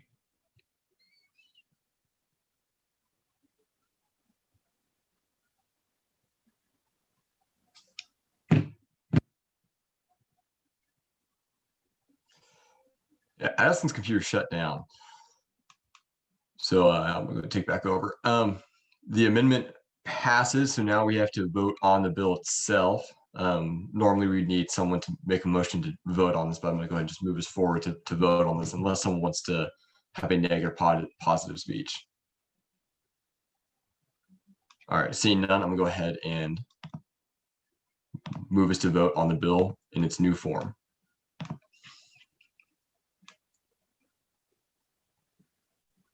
Since this is an SSR amendment, it has to pass with 2/3.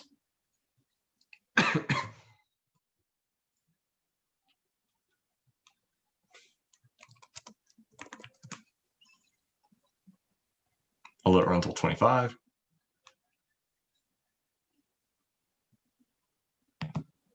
Wonderful. All right, it passes. Thanks, y'all. That brings us to, let's see, what bill do we have next?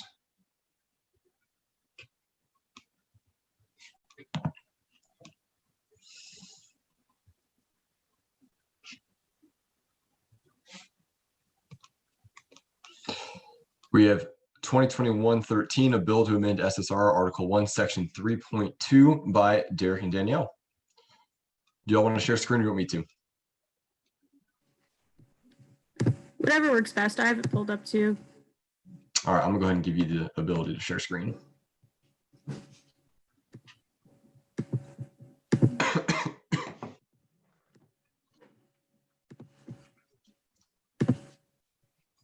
right, you'll have 5 minutes. Oh, just kidding. It said it stopped.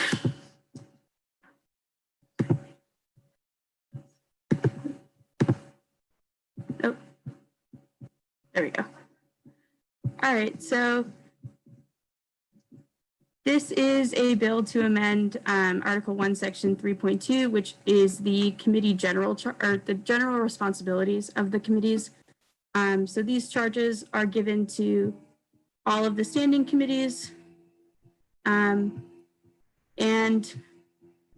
as we did the bills out of order accidentally, but if you remember from UA's Appendix K, we nixed talking about student senate elections because it's not a charge that should be under UA. So after talking with Derek about it, we decided that, or after, discussing it, we were like, hey, like elections is a really important part of student senate. And after just, we talked briefly about like the judiciary processes in Senate and the elections processes, it's very confusing, right? So this short little clause here will, encourage or charge the committee officers with doing some elections education with their committees in the spring semester, just so committee members can be better versed in election policies and elections procedures, so they can feel confident to participate fully in the student senate elections. Feel free to add anything, Derek, that I missed. Yeah, I think that was most of it. The first line with shared knowledge among all committee officers is just to help make sure all committees are kind of relaying the same knowledge and information about elections and election code.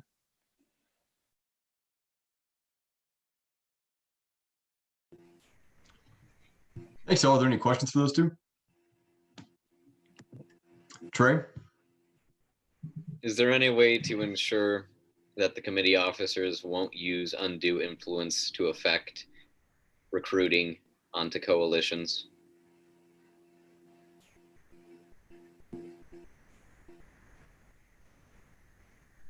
It's a good question. Like, I get the idea. Yeah. Like trying to inform new people in the Senate. And I mean, if we pass the new rules, the new election code is more simple. I think it's easier to understand, but I think the intent with this was to not necessarily have it be like a plug for coalitions per se, but a way for like to build foundational knowledge of like, what is this and how do you run? And like, what is a coalition? More than like, you should join this and do these things.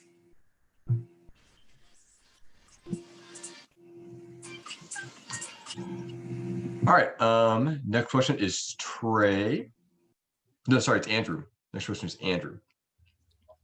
Oh, I mean, I would happily defer if Trey had another question. It would probably be better than what I have.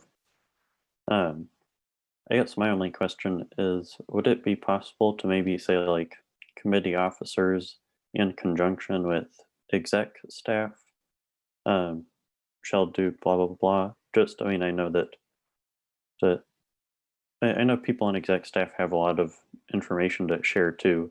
So I just want to make sure that committee members are getting as much information as possible.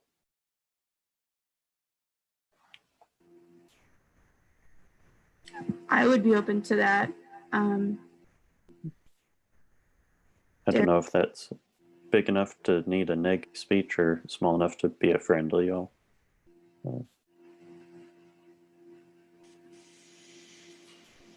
I personally feel like that could be a friendly because our intention was to keep this neutral and like with all the committee officers, that includes like the chairs, the vice chairs, and the secretaries.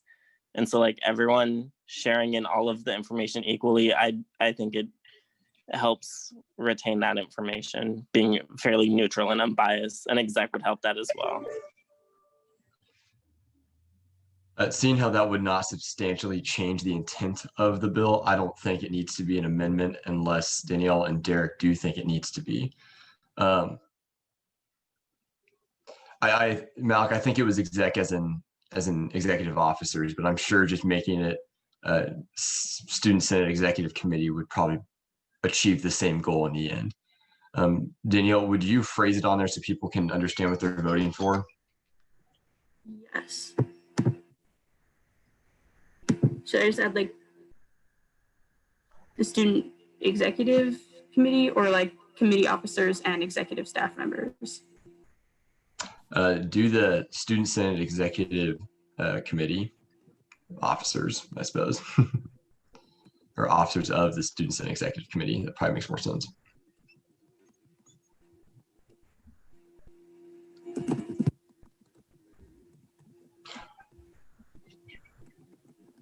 I mean, I am sorry that I didn't see your question in there. I'm going to ask, can we add that the information must be neutral?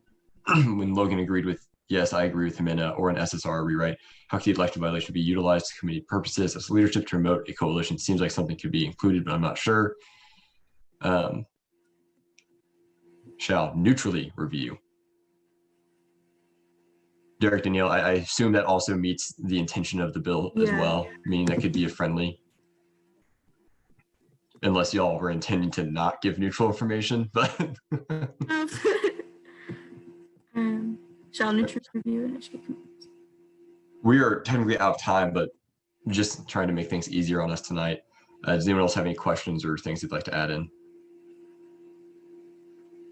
All right, seeing none, we're gonna go ahead and move to a vote on the bill as it currently stands. I'll throw up the poll.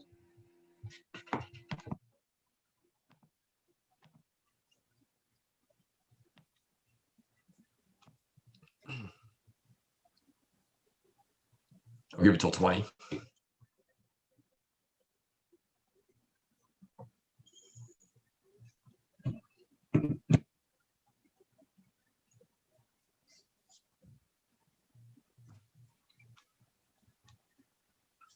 Passes unanimously. That's great. Thanks, y'all. Next up, we have a resolution. Holly, would you like to share your screen, or would you like me to pull it up for you? Can you pull it up for me, please? I sure can. Thank you.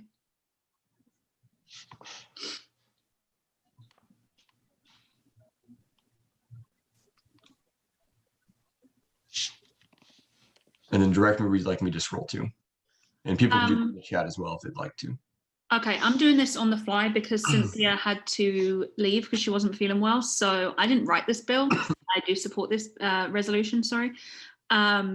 Basically, it's a resolution saying that Student Senate support international students and condemn the new proposed Department of Homeland Security ruling, which is xenophobic and racist, quite honestly.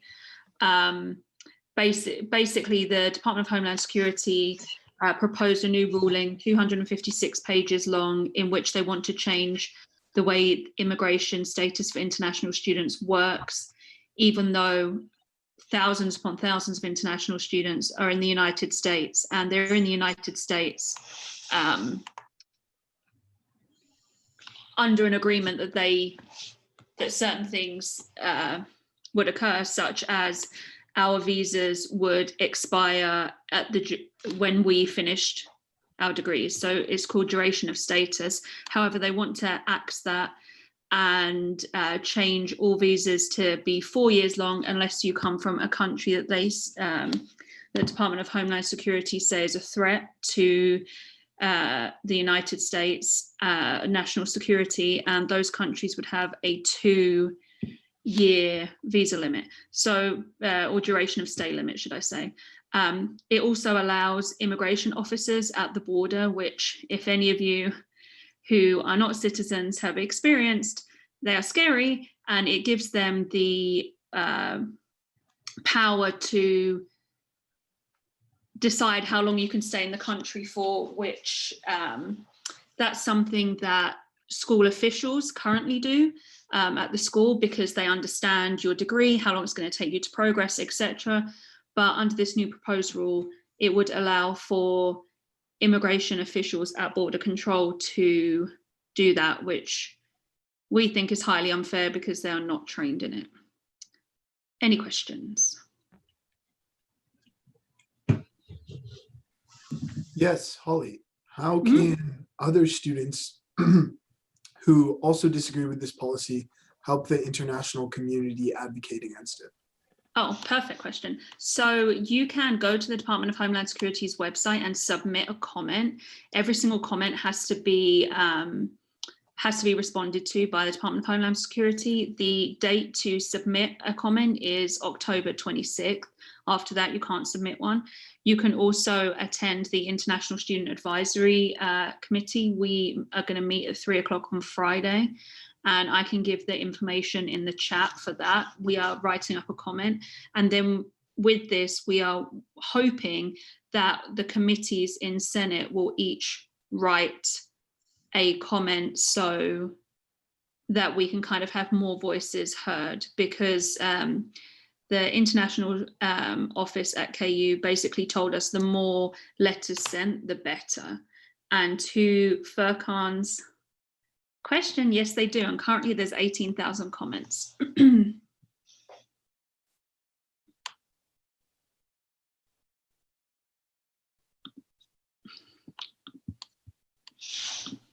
Are there any other questions?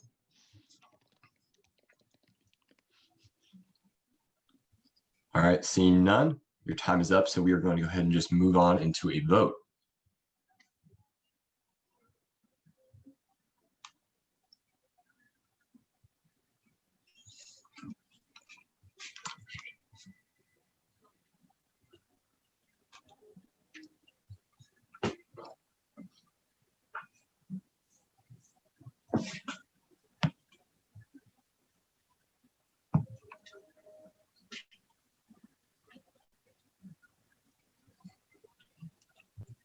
I'm going to go ahead and friendly that on. Actually, that's not the right one. Down. Are y'all referring to this? Train a minute. No, I don't think so. I mean, we're just talking. No, they're asking the last day to submit comments. Yeah. Oh, Yes, I'm so it's sorry. Okay, October perfect. the 26th, and I posted the link. Oh no, I didn't. I sent it to Andrew, but here, let me post the link. And that is the link where individuals can leave a comment, and also if you want to get together as a group, you can too. Perfect. All right. That brings us to another bill. Is Addison back? Is her computer working now? I'm back. All right. Technically, you are chair again as I move into this next bill. Okay, sounds good. Do you have it pulled up, or do you want me to pull it up? Oh, I just kind of thought you were gonna pull it up because I'm also not a co-host anymore. So Okay, I'll pull it up. share my screen if I wanted to.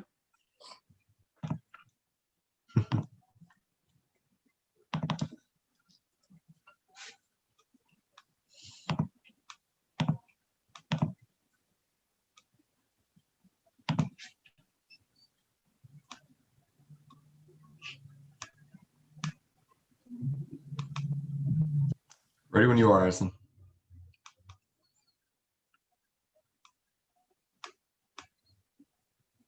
You can go ahead and start. Your time has started. All right, Andrew Ackerman, do you all want to lead off, or do you want me to? Go for it. All right, so we, as issues arose and conversations from my understanding from UA and rights and their conversation last week, which regarded to access to food, and then separately a conversation in finance that happened this past week that was more specific to the needs of students who are currently in isolation. We began trying to put our heads together as to how we can come up with ways to solve access to food issues. And there are two fronts of this, right? There's the one front of students who are isolated within Naismith Hall, who are isolated due to COVID-19. And maybe the conditions in Naismith Hall are not the best, and that needs to be addressed too. But certainly those students probably just need some love and empathy right now. They certainly don't need to worry about, at least to the extent that they currently are, the costs that are being associated with being there. So for instance, if you don't bring the things you need, then you're forced to purchase those from KU dining/catering. So in a way, we're trying to help cover some of those costs. At the end of this, though, there's a sunset clause on this. At the end of October, the money that's left from this account, the 10 grand that we're allocating from the reserve, is going to go to the Food for Jayhawks program, which currently sits at 0. So the Food for Jayhawks program, as we have interpreted it, is a program that's run by student affairs that if you are a low-income student or you need access to food and you don't currently have it, you can apply to this deal. And in that process of application, then you can, well, fortunately, get some dining dollars placed on your card. So that way you don't have to go to the campus cupboard. And if you're on campus, it's particularly important because that way you're not trying to other yourself. And to anyone else, it looks like you have money on your card and you're doing just fine in life. There's a lot of intricacies to this bill. So I think it might just be best to either let Acclimate and Andrew say what they'd like to say, or just move straight to questions. Honestly, Grant put the big picture pretty well. The only thing I'd add is the number that we came up with was a result of estimates that we had received of students currently in isolation. And so we took that number and we took the average amount that a student would spend over the course of a week. And please note that this also includes Grant's words, sundries, which is other necessities that aren't just food. So like hygiene, deodorant, toothpaste, that sort of thing as well. And we calculated it about to be 9,000. And we put an extra 1,000 in there to cushion for both an unexpected increase in people isolating in Naismith Hall, but also since the money is going to be donated to Food for Jayhawks anyways, it seemed only prescient.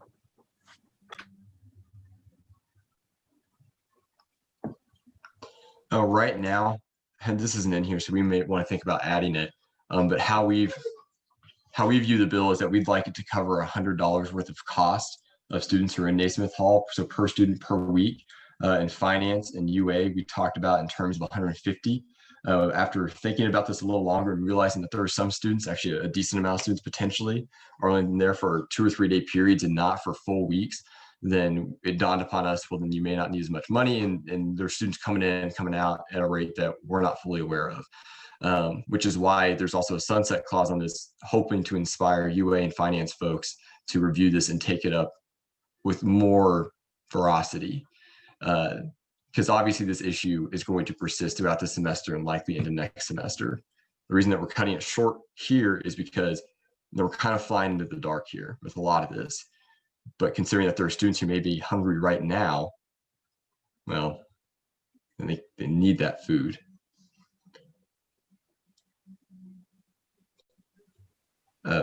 Malik asked how students get access to this fund, but they have to apply. So we are underwriting dining in this process on the front side of it. So effectively the cost that dining is having due to the relationship with Naismith Hall right now, we're funding that. They're able to track each student in that building and those who are isolated in that building. So they're able to say this student has spent this much money. And so the first $100 of that would be charged to dining, and ergo they would send us the bill. Then at the end of October here, the rest of that money would go towards a donation program that's being started by dining during November, which is the Jayhawks for Food program, which has been saying for a long time. But the donation program is going to be something that Malik, you and I talked about last year. It's taking your dining dollars and being able to donate those directly. So the money that we're talking about here that would be left over would go directly to that program before the program gets up and running. That way, when we start advertising it, students who come from a low-income background who see that advertisement, who may think I need to apply to that fund, will then be able to do that with money in the system already. The reason that we need to be a little proactive here is because if we start advertising this and people don't donate right away, well, now you've just made students put themselves out there on a limb and you aren't able to help them. So it's kind of like disenfranchising them very early on. Andrew, Acclimate, do y'all think we need to stipulate in there the $100 per student per week? I think it would be a good friendly, but honestly, with our conversations with Jim, he knows what our intention is. If that would please the Senate, I think it works. But in practicum, he knows Your 5 minutes have elapsed, so if you're going to continue discussion or take any more questions, there needs to be a motion to extend. Motion to extend speaker's time by 5 minutes. Okay, do I have a second? All in favor, just like drop a reaction.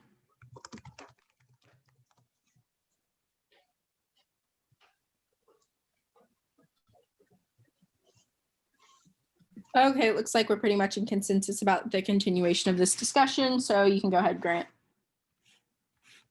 Does anyone else have any other questions for us?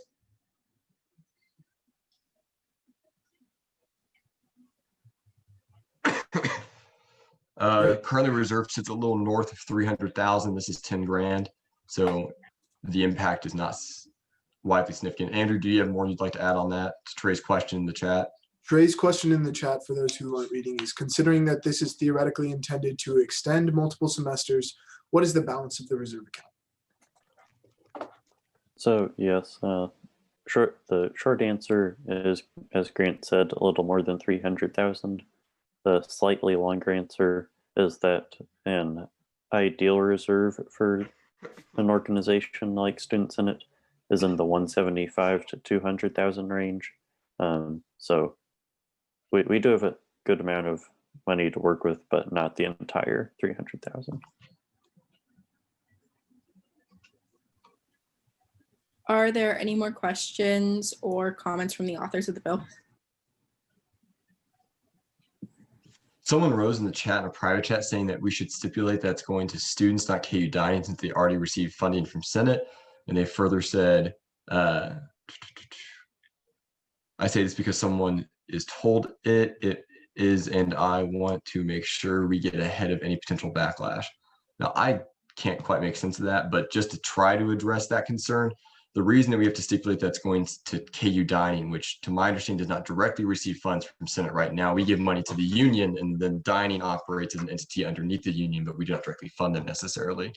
But the reason that we need to stipulate funds are going to dining is to make sure that we're underwriting their cost, not the cost of the student. If we do it directly to the student and say we're directly funding the student route, that potentially will impact their scholarship and financial aid, which is not something we want to do, right? Because that may cause wider implications that we are not aware of.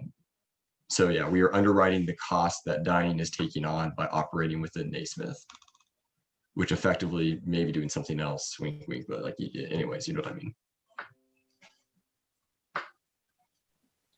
Okay, hearing no further discussion or questions, I'm looking for a motion to the previous question. So moved. Second, or can I get a second? Okay, perfect. We'll now be voting on the motion to the previous question. All in favor, just use a reaction.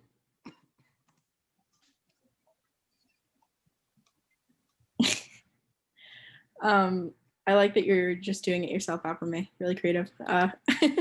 Anyways, it looks like that passes. So do you have a poll set up for this? Yeah. Okay, perfect. So then we'll now be voting on the previous question itself and go ahead and participate in the poll. Jeez, I'm having a hard time speaking.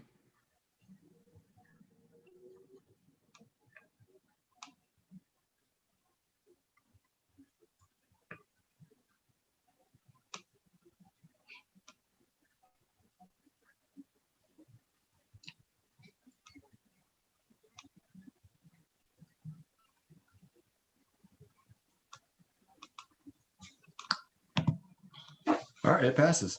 Thanks, y'all.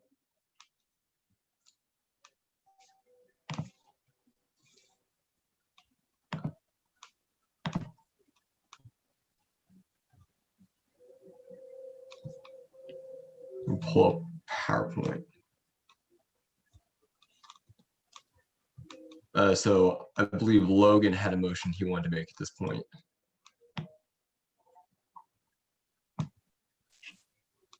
I think I'm going to do this correctly. I moved that we move to the committee of the whole. There you go. Yeah, that was eloquent. Can you explain what we're trying to do? Because people have to vote on whether or not they think we have time for tonight. Yeah. Okay. So basically, what we're trying to do is pass a resolution to urge, the KU administration to basically cancel school or class-related activities on election day. We have a few versions that could turn out to look like that we can kind of list on the resolution itself. But the main purpose is to increase student participation in the 2020 elections. A poll conducted by Rutgers of their students found that 95% of student respondents stated that they would be more likely to vote if no classes were held in session on presidential election days. Also in Kansas. Logan, let me stop you there real quick. Sorry, I didn't know. Effectively, Sorry about that. I thought the we were motion, the motion sitting on the floor right now is to motion to the committee of the whole to discuss a resolution that's asking for election day off. Logan and myself and Akron have put in a decent amount of work on this, so we'd appreciate a chance to talk about this. And there's a bit of a time sensitivity to it because we need to work with other KBOR schools, and those votes from KBOR are coming up quick. I don't think this is going to take us longer than 10 minutes to get through, but no promises on that. So we're going to go ahead and open up another poll on this to vote. Actually, I'm almost out of place, so we're not going to do that. We're going to go to the reactions route that Hamad and Victoria taught us earlier. So yes, if you want to move into committee of the whole, no, if you don't, and go slower if you'd like to abstain from this. I'll wait a few seconds on it. I'm sorry about that, Logan. Yeah, I should have made it clear. I did not know. It's like, all right, let's go. All right, I'm going to take that as enough, the 14-3-1 to move to committee of the whole.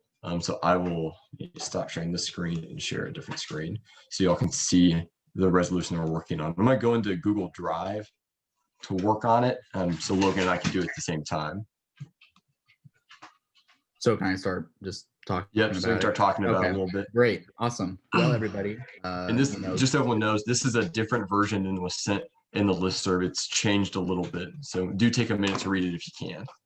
Yeah, so the main reason, it has changed is that we're going to be trying to work with all of our fellow KBOR institutions to also have them cancel class on election day. So if you see at the bottom of this resolution, we even mentioned that, this is something that we'd like faculty to, take on and to cancel their classes in honor of the election day. This is something that, not only is beneficial for increasing student participation in the election, it's, a celebration of democracy, which I think that we all, no matter if you're eligible to vote in the US elections or not, I think that it's something that we should all celebrate, as well as something that we've also pointed out that's not in this resolution, but something that we will be advocating for in a statement to KBOR from the kind of all of the different KBOR institution representatives. Our statement's going to include that this could also just be beneficial for like a mental health day, considering all of our universities, their fall breaks, the vast majority of everyone's fall breaks were removed, and even if they weren't, I think that this probably isn't news to anyone that mental health is probably at one of the largest declines on all of our campuses that we've seen in really recent years or, entirety. I mean, I can't go back, but I would imagine that it's really, really bad comparative to previous years. And so not only would this be beneficial for, getting people to turn out in the election because, again, having, for me, when a day is off of school, that's like a constant reminder. I'm looking forward to that day. And so that's something, just another way for us to incentivize democratic participation whilst also giving people a break and a much needed mental health day as well, especially with how stressful and politically polarized our country is. I think that this will be an extremely stressful election. And I think another point to illustrate as well is that Kansas college age voters are underrepresented in Kansas elections. So meaning basically that we make up a certain part of the eligible voting population, but we are underrepresented because not enough of us actually vote. So that means that like our perspectives, our viewpoints of the world are just not seen as well as in comparison to like older and especially wider populations in Kansas. So, you know, everything we can do to increase turnout, celebrate democracy, as well as give people a mental health day and students, you know, I think this is so important to that last point of the whereas clause of promoting civic engagement is a fundamental responsibility of higher education. And, you know, I think that this hopefully, if we can get KBOR on board, could be something that we normalize as something that is, you know, reoccurs every year. But I don't want to keep going on. I think it's pretty evident what the, you know, best, I saw FERCon. Yes, we do. So FERCon, the advanced voting location on campus is the Lead Center. For folks that may not know where the Lead Center is, it's across the bridge from Daisy Hill. It's like a giant circular building with a funky statue in front. It's a beautiful statue. I didn't mean that in like a kind of negative way. But basically, early voting will be the week before the election. I believe it's from October 26th to October 30th or the 29th. And the polls will be open from 8 a.m. to 7 p.m. And that is a polling place that's open to all voters who are registered in Douglas County. So no matter your address, if you're registered in Douglas, you can vote at that Lead Center polling place. Yeah. So a couple things. We have some questions in the chat. Remember, it's committee of the whole, so you can just interject whenever y'all would like to. Another kind of aspect of this we need to consider, though, that I'd like to consider while we're here, so we don't have to vote on two different amendments when we get out of this, is version 1 and 2. So when talking about this, Holly brought up a good point that the life of an undergraduate student is very different than that of a graduate student, and there are different parameters that graduate students sometimes have to meet. Holly, you can talk about that if you'd like to, or Trey, you're a graduate student, you're also welcome to talk about that if you'd like to. But basically, the two versions that Logan and I conceptualized were asking for all undergraduate classes to be taken off or asking for all classes to be taken off. Yeah, so the issue that I brought up is, well, all of my classes are 2.5 hours long once a week. Luckily, mine don't fall on a Tuesday this year, so it doesn't actually apply to me. And also, I can't vote anyway, so that's fun too. But those graduate students that do have class on a Tuesday, if this did pass, not saying I don't want people to be civically engaged, because I do, but it's a lot to miss, especially when the semester's been shortened as well. So that was kind of just the parameters that I thought it might be an issue for those graduate students. And maybe for the graduate classes, we could get professors to kind of provide another time or lectures on Blackboard or something, so that they don't have to miss out on, you know, what they're in school for. Do other graduate students share that concern? And are y'all comfortable asking for y'all to have school off as well, if you do not share the concern? Yeah, that's what I wanted to know, because this is just what I thought of, but I don't necessarily know how everybody feels about that. As much as I hate to say it, law students have been struggling very much this semester. Our professors, you know, the way you teach in law school has been the same way basically for hundreds of years in this country, and going to online, and that hasn't been an easy transition, especially as we've moved towards synchronous classes, and then also pre-lectures online. So I definitely think there's a concern that I think it's fair to say that it would overwhelm law students if we were to have a day off of classes, just because the condensing of the semester has already made it rather difficult. Overwhelm them with a sense of joy and in tears of happiness, or you could only wish. Happiness in law students, do you know who you're talking about?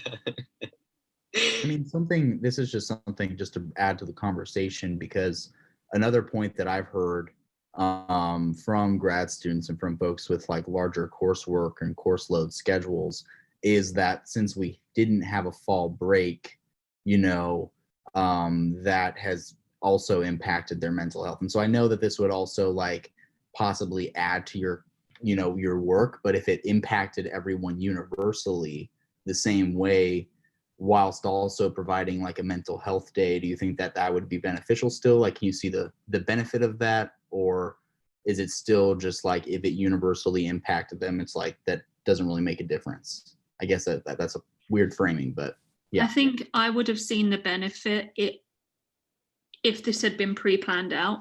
Not saying it's a bad idea, but had this have been thought of earlier in the year, and the semester had been planned out in a way where those days were already off, I think because it's coming up so close, that's where I see the issue. But I do think, and I think Student Senate has the ability to make this something that happens every 4 years when election, with calendar committee, when it's election day, students should get it off so they can be civically engaged. I completely think that's a great idea. But I think that it's a bit more difficult now because we're doing it in such a short period of time. I think if the concern is that it is better for the bargaining power if we all do it, right? If it's more likely that we get it through if we all do it, then we should all. Yeah. Right. I think, I mean, might lose votes on that one if people actually watch this from the law school, but because I think it's difficult, right? Because grad students, I think generally, if they're eligible to vote, are more civically engaged just because of our age and like involvement than undergrads, and this is more valuable for undergrads. But like I said, if the bargaining is that it's better if we do it all for simplification, then we should do it all. Another thing unrelated to grad students, so if there's any other grad students, interject now before I start to switch topics, is like other than KBOR or the chancellor and the provost, do we know who controls the calendar for the faculty? Is that something that the faculty senate or the university senate does? I've exhausted that side of this already. I got a really good reaction from the calendar committee, so there's a very, very, very high chance that in 5 years we will start getting election day off. But obviously none of us are going to be here on that. But by golly, when I get done in this role, election days will be off 5 years from now. But yeah, we can't change it in the short term. Short term, it has to be the provost and KBOR. Akme, were you going to say something? And then I also know Jimena, Gage, and Miriam have questions. Let's let them have their questions. All right, Jimena, Gage, what are y'all thinking? I think a possible compromise would be to say that all undergraduate classes are canceled and that grad students can have optional classes, so that if they have to miss class to like drive home 2 hours and vote, that they have that option and it's maybe available on Zoom or something. That way it's still a universal policy with undergrad and it still has a little bit more weight. I don't know if that was already the second option, but I was also gonna, before all of that was brought up, I wanted Logan to kind of elaborate on a conversation I think we had previously about how, if I remember correctly, there's less places to vote for KU students this election cycle than there was previously. I'm not sure if that's right or not. That was the previous conversation. That was when we had thought that the OMA or the Sabatini Multicultural Center, when it had historically always been the advanced polling site. And so when they're closed this year, so they were not the polling site. So you were right there, but we actually like last week figured out that the Douglas County clerk had found another polling site on campus at the lead center. Hey. But so that was a great news. But your point you bring out is really important, because I think that this definitely is most important for undergraduate students, because they're the folks that are less civically engaged. They're the newest voters. And to kind of answer Miriam's question about the option, I think that we could maybe try and work something with like optional attendance for grad students. But for undergrads, I do think that that would be something we should make universal, just because the folks that will take advantage of the option are usually people that were already planning on voting, where one of the cool advantages of this kind of like universal, like undergrads would have, class canceled, would be folks that maybe weren't planning on voting, they would now have a day free, and it's like, all right, well, you got the day off from classes, so you should probably vote now. So that was one benefit, and I think that yeah. Yeah, we talked about, I had another point to just kind of bring up. We talked about how, students' mental health is really struggling this year. And I think that might, discourage students also from voting. So if we give them like a day to take off school and be able to vote, like that would help mental health. And it might even increase turnout, not just because the day is available, but also because you're going to be in a better mental state if you don't have to worry about class on that day. And college students already face a lot of obstacles to vote.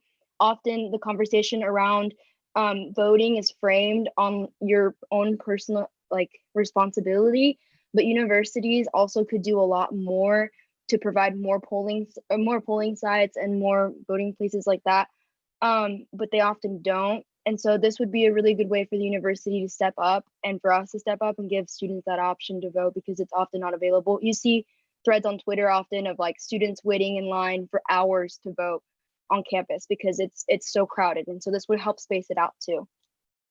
Yeah, and I think, another point, because this was something that Provost Bickelmeyer had said in response to this idea, was that, if we cancel classes, we are, we're losing out on serving our academic mission as, a university. And I think I have an issue with that, because I believe that civic education and civic engagement is a practice, and it's something that is something you learn and you have to engage with. And it's, something that I think is underlooked, and the university does not do an adequate job at providing proper civic education to their students, especially voters and eligible citizens who, are new to the voting process. They are the most vulnerable to voter suppression, to voter disenfranchisement. They have the most complex voting policies to navigate. And I think that the university has to do much more if they want to be doing an adequate job and not letting their students behind and letting them just fend for themselves. So I think that this policy is a great way to show that the university cares about it. And hopefully if we can get KBOR on board, then we can show that the whole state cares, and that college students across the state are good there. But Nicole, Gage, you still have a question. Yes. Yep. Hi, I just wanted to first echo a lot of what's already been mentioned by Holly and Jimena. I definitely agree that civic engagement is incredibly important. And overall, I do believe that in the future and in general, Election Day should be a day off. It should be a holiday. But I also believe that there are a lot of concerns, and I have a lot of concerns about specifically requesting classes to be completely canceled, both from the factor that there are a lot of methods to vote, be it absentee ballots or advanced voting. And I just don't know if specifically canceling classes is the best way to go about it. Also knowing that this semester is such a sped up semester. I know there's a lot of pressure from faculty and staff about having to condense classes. I know a whole lot of material has already been cut from classes that I'm in and that classmates of mine are in. And so I'm just concerned about throwing in this other day that has to have that material sort of cut out of this semester. And also taking into consideration the fact that tuition and fees are very expensive. That isn't reimbursed from canceling this day of classes. Students are missing out on what would have been those hours of instruction. So I was just also wanted to echo Miriam's point about, would we consider just making optional attendance for classes? If you want to take it as a mental health day, understanding that mental health is in a dire state for many students right now, that'd be completely fine. But also if you feel like there are maybe one class or two classes that you want to attend those days, or that day specifically, it'd be okay to attend that. Or perhaps making a delay to classes. As it was mentioned above, many people in work situations get that 2-hour break to go and vote. So I don't know if we would consider those as well, these other other options instead of just canceling everything outright. Do you mind if I take a crack at that one, Logan? So you brought up a bunch of different points. On the first side of it, I think it's an interesting comparison to something like a snow day, right? Which happens almost every single semester and is generally part of our calendar. Like we usually think that we may have a snow day here or there within our academic calendar. Because some people may remember this 2 years ago when we had a plethora of snow days, and it got to the point where if we had too many, then they were going to start adding days on at the end of the semester. So to some extent, the university does have that built into the structure. The second bit of that you said we were working under a condensed calendar, not necessarily as much as you may think, right? Because really the days that we normally would have had off, we just had off earlier in the year. We just had off at the very beginning, right? And so we don't have necessarily a condensed calendar. We have a stressed out calendar. We have one that's not conducive to learning anymore.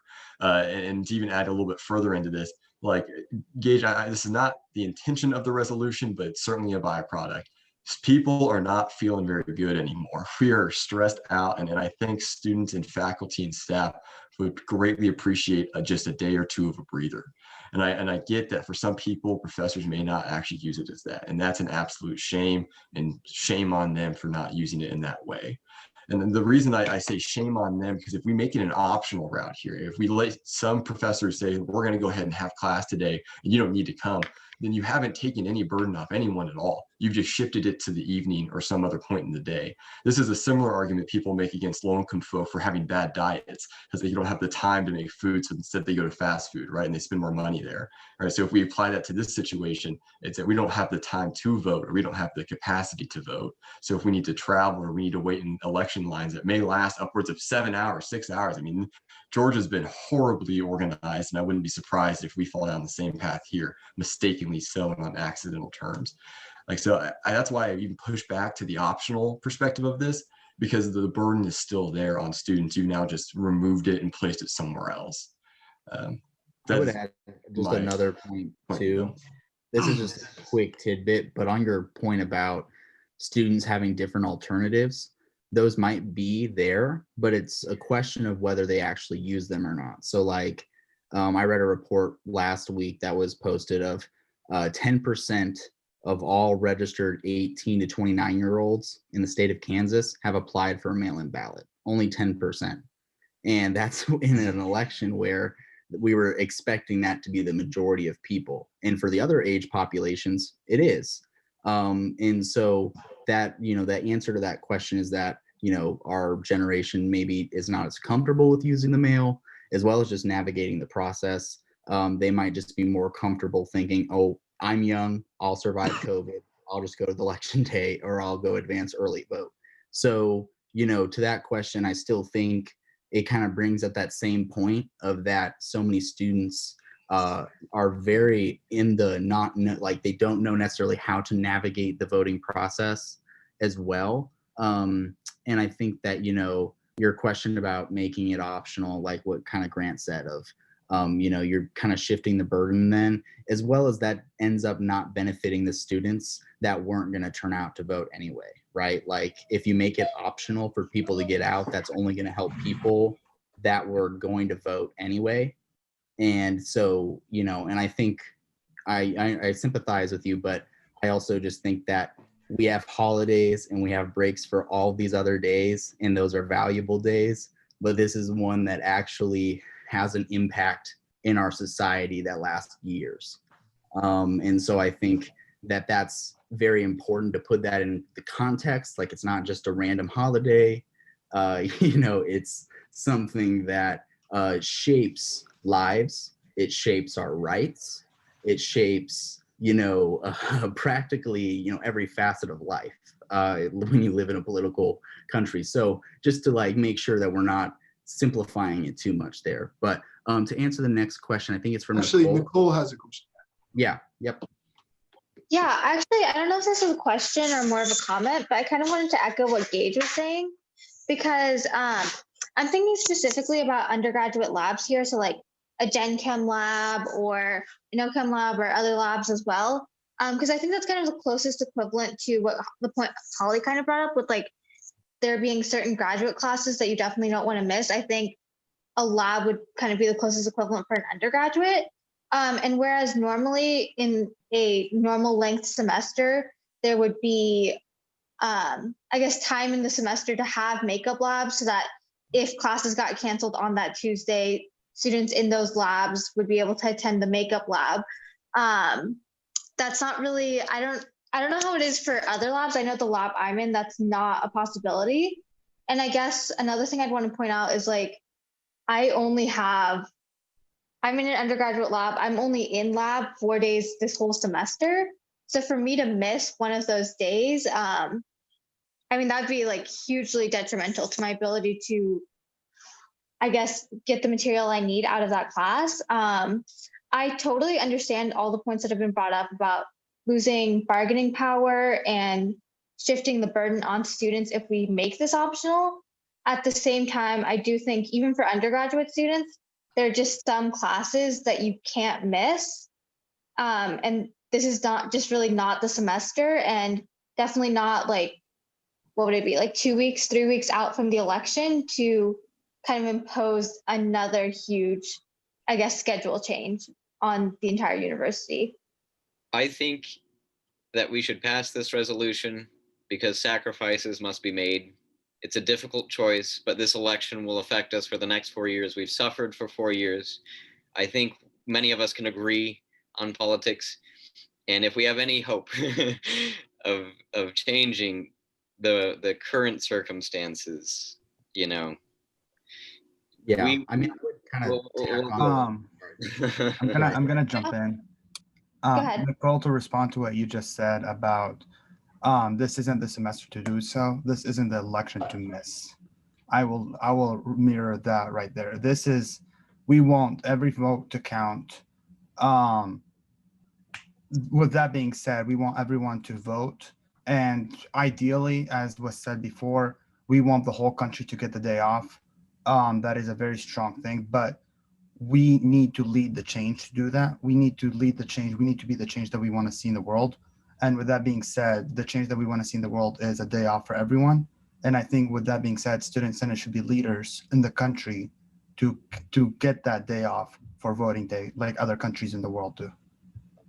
Can I say something? Can I just ask something? I'm Because gonna take back control of the chair here a little bit. Okay. So both Victoria and Holly have questions in the chat. I think Nicole is deserving of a response to Malik's comment personally. So I'm gonna let her go ahead and speak her truth here. Okay, and then, thank you. Yeah, of course. And then we'll probably move on to the question that Holly and Victoria may have. Okay, because I guess the way I'm thinking about this is we as Student Senate, when we pass this resolution, even if we pass it, right, it's not going to automatically lead to a day off for everyone. It's going to have to go through the provost and KBOR, right? So I guess the way I'm thinking about it is if we advocate for, if we have this resolution where it's advocating for professors to encourage optional attendance where possible, I would think that that would lead to more professors who maybe weren't going to give the day off, maybe restructuring their class. So if possible, that day could be optional. Whereas if we try to advocate for a mandatory day off for everyone, a lot of the points that were brought up in terms of professors who don't want to give days off, I guess what I'm saying is if we make it optional, the provost might be more willing to advocate for that. Whereas if we say it should be mandatory, the provost would be more likely to just completely ignore the resolution or advocate against this resolution. At least that was my thinking. Although I do completely agree with everything that's been said about this being the most important election maybe in our lifetime. Nicole, I appreciate that. And then it looks like Malik responded in the chat. We're gonna go ahead and move on to Holly's question and Victoria's, just out of fairness. They did ask a while ago. Holly, can you go? Thanks, Grant. Yeah. I just wanted to ask because Nicole, I completely agree with everything you've said, but not to be the person to say you're wrong. But the provost was actually pretty welcoming to this idea, and the reason why administration aren't supporting it, I don't think is her personally. So I just wanted to say that. And the second thing I wanted to say is where it says therefore be it resolved. I know that we brought up to the provost about having both election day and the day after off. Are we going to go ahead with just election day, or are we going to ask for that second day as well? I was hoping to ease into that conversation. I'm glad you brought it up. Sorry. So when we brought this idea up to administrators, they brought up that, well, frankly, the following day after the election, we very well may need a mental health day for a couple reasons. One of being, if you're traveling back home to Western Kansas and that's a 7-hour drive, then you might need that extra day to get back. And we don't want to necessarily encourage people to take a 4-day weekend. So on the front side of that, making Monday and Tuesday off, because we don't want people going down to the Ozarks. We don't want to add to the spread of COVID, right? Like if you're going to travel, you're traveling to vote, you're going home and you're coming back, right? We're not trying to give you a vacation here. The other aspect of this, which is frankly equally concerning, is that we may not know the election results the following day. And not saying it's going to, but who knows how people are going to react. Really, like honestly, who knows how people are going to react on a couple different sides of that. I mean, win or lose from any candidate, I mean, we're in a red state and in a blue county, so who knows what's going to go down. Like I wouldn't be surprised if there are protests. I wouldn't be surprised if students want to be involved in any sort of public opinion showing. So I think we should add it on there, but that's 2 days off, and some people here are not down with even 1 day off. So I don't know what y'all think. Before we get into that conversation, though, Victoria definitely has the right to ask her question now. Okay, I guess my first question is kind of not related to this, but also, do you know if LSS will have like a table out where like in public garnering weather to notarize mail-in ballots? I do not know that. Max Lulich, you are the advisory board chair to that group. Would you connect with Victoria and then connect with LSS to see if they're doing that? Yeah, for sure. I don't know anything about tabling, but I know that anytime their office is open, you can go in and get it notarized. And that's like, honestly, they said that that's been a huge like drive for clients, or like it's been like a bunch of people have been coming in and doing that right now. Oh yeah, I'm like, I've taken my parents in to get stuff notarized there. But just like more to keep people from like keeping the traffic low in their offices, because that is a fairly small space. Whether they just even move an area out to, the common area down there by the cafe in the Burge. Yeah, definitely. Yeah. I'll reach out to Joe about that and talk it over, because I think that's a great idea. Hey, Max, I would also like to be looped in on that, because I would like to help if I can in any way. So for sure. I mean, you had a second question? Yeah, with this, I mean, I'm fully online already, so I do struggle with like canceling classes because like my only synchronous classes do meet those days, and they are both labs. And I struggle with it being a mental health day, because what's going to stop these professors from recording lectures and just assigning more homework because we're not in class? As someone who is fully online, that is exactly what has happened. And like, I desperately agree, we all need mental health days, but I'm afraid that quantifying this as a mental health thing as well, even though it is just gonna kind of lead to professors assigning more work and just adding on the stress, especially if we are missing a day of instruction. I do have classes that have cut out quite a bit of information just due to the shortening of the semester, as well as just how they've had to do their classes. But I also agree that this is a really, really important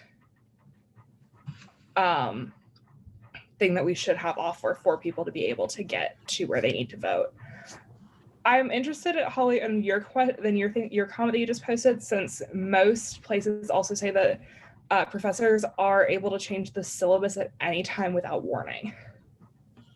I'm just surprised by that, because as GTAs, we are told not to do that, and we're not supposed to assign anything. Once the contract's been set at the beginning of the semester, that's how it's supposed to be.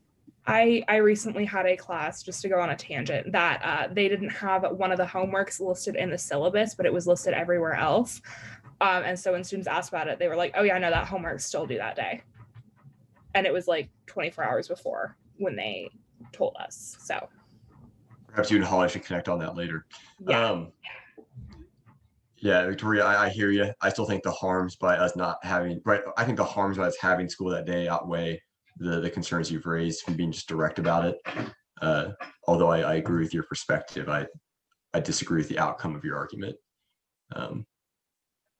Yeah, personally, I think, I definitely see everyone's side, and I really wish that, we would have, pursued this earlier so we could have planned something. That way we could have kind of factored in all these contingencies and made sure everyone felt like, they weren't necessarily getting screwed over per se. But, kind of on to what Trey said, I think when we engage in elections, like when we engage in democracy, we're thinking about the collective, because often like I'm not voting for just things that impact me, like I'm voting for things that impact other people, that impact other people's rights, that have nothing to do with me. And honestly, if I didn't vote, being like a cishet white male, like I'm probably fine. But there are people that are not in that same situation. And so I just think that in that democratic mindset of self-sacrifice, that we could all, look at this and say, hey, this could, this might suck. This might add a little bit of coursework, although that's kind of all of us just speculating as to what the impact would be. We do know for certain that it would increase turnout in the election. So that's a certainty. Everything else is much more speculative. And although I think all the comments have been really justified, I'm just kind of giving you my take on what those are. So yeah. All right, so I think this conversation's been pretty much exhausted here, and we're losing senators left and right now. Last decision we need to make before we actually come out of committee of the whole is if we're going to make the request for a single day or election day in the following day. Can I make an argument for the 2 days? Before you do that, do you mind if we just see if people already agree with the 2 days? Sure. All right, because I have a feeling that people might already agree with that perspective, unless folks really want to have a conversation about that. But I think we all might be relatively on the same side. Vote yes for 2 days, no for 1 day, and go slower for abstain, I suppose. And this is not voting on the bill. This is voting on whether or not we should be asking for 2 days or 1 day. Can you repeat those options again? Which yes, one is yes is for 2 days. Yes is for 2 days. No is for 1 day. Go slower is for abstain. This is not voting on the bill itself. This is voting specifically on that portion of it.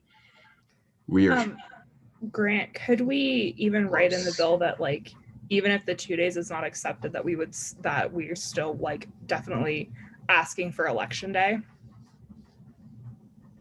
I think it makes it a stronger ask if we're really specific about what we want. Yeah, I agree. So looking at the chat, what I worry about is them saying, oh, you want the 2 days, well now you're just not going to get any of them. But I don't think we're going 2 days from what I see in the chat. Well, we are actually divided 11-11 on it. So 11-11. Which is the one outcome that we could not move forward with. So Holly, what's your argument for 2 days? Even though I can't vote in this country, I'd love you all to vote so that Trump can leave his little White House. But mainly, I think that people should get 2 days because number one, the travel thing. Number two, this is one of the most stressful elections in history. If Trump loses, there's going to be riots. If he wins, there's going to be riots. And I think personally, for the safety of specifically minority students, I don't feel like they should have to go to class the day after the election. This election, whether it goes the way you want it to or not the way you want it to, it's really going to affect people. So that's kind of my argument for that. And you can take it as you will. I just to add on to what Holly said with students of color and marginalized students generally, correct me if I'm wrong, but I remember being in debate when I was in high school and the last election happened and Trump won, and there was a rally of white supremacists around the election time, I don't know if it was like directly after or not, but my teammates were in Lawrence competing in a debate tournament, and like they were told to like stay inside and stuff like that because it did get ugly. So like Holly brings up a really fair point that if the election is contested, or if Trump loses or whatever outcome, like there's likely that like, I don't know, that might have to be an option. Yeah, you're right. I was in Lawrence when it happened, when he won, and a lot of international students received like threats, were screamed at in the street, etc. So All right, Jimenez was right on that. we're gonna go Max and Aprame. Yeah, so I'm generally in support of having 2 days for most of the time, but I don't think we're going to have election results on November 5th or 4th.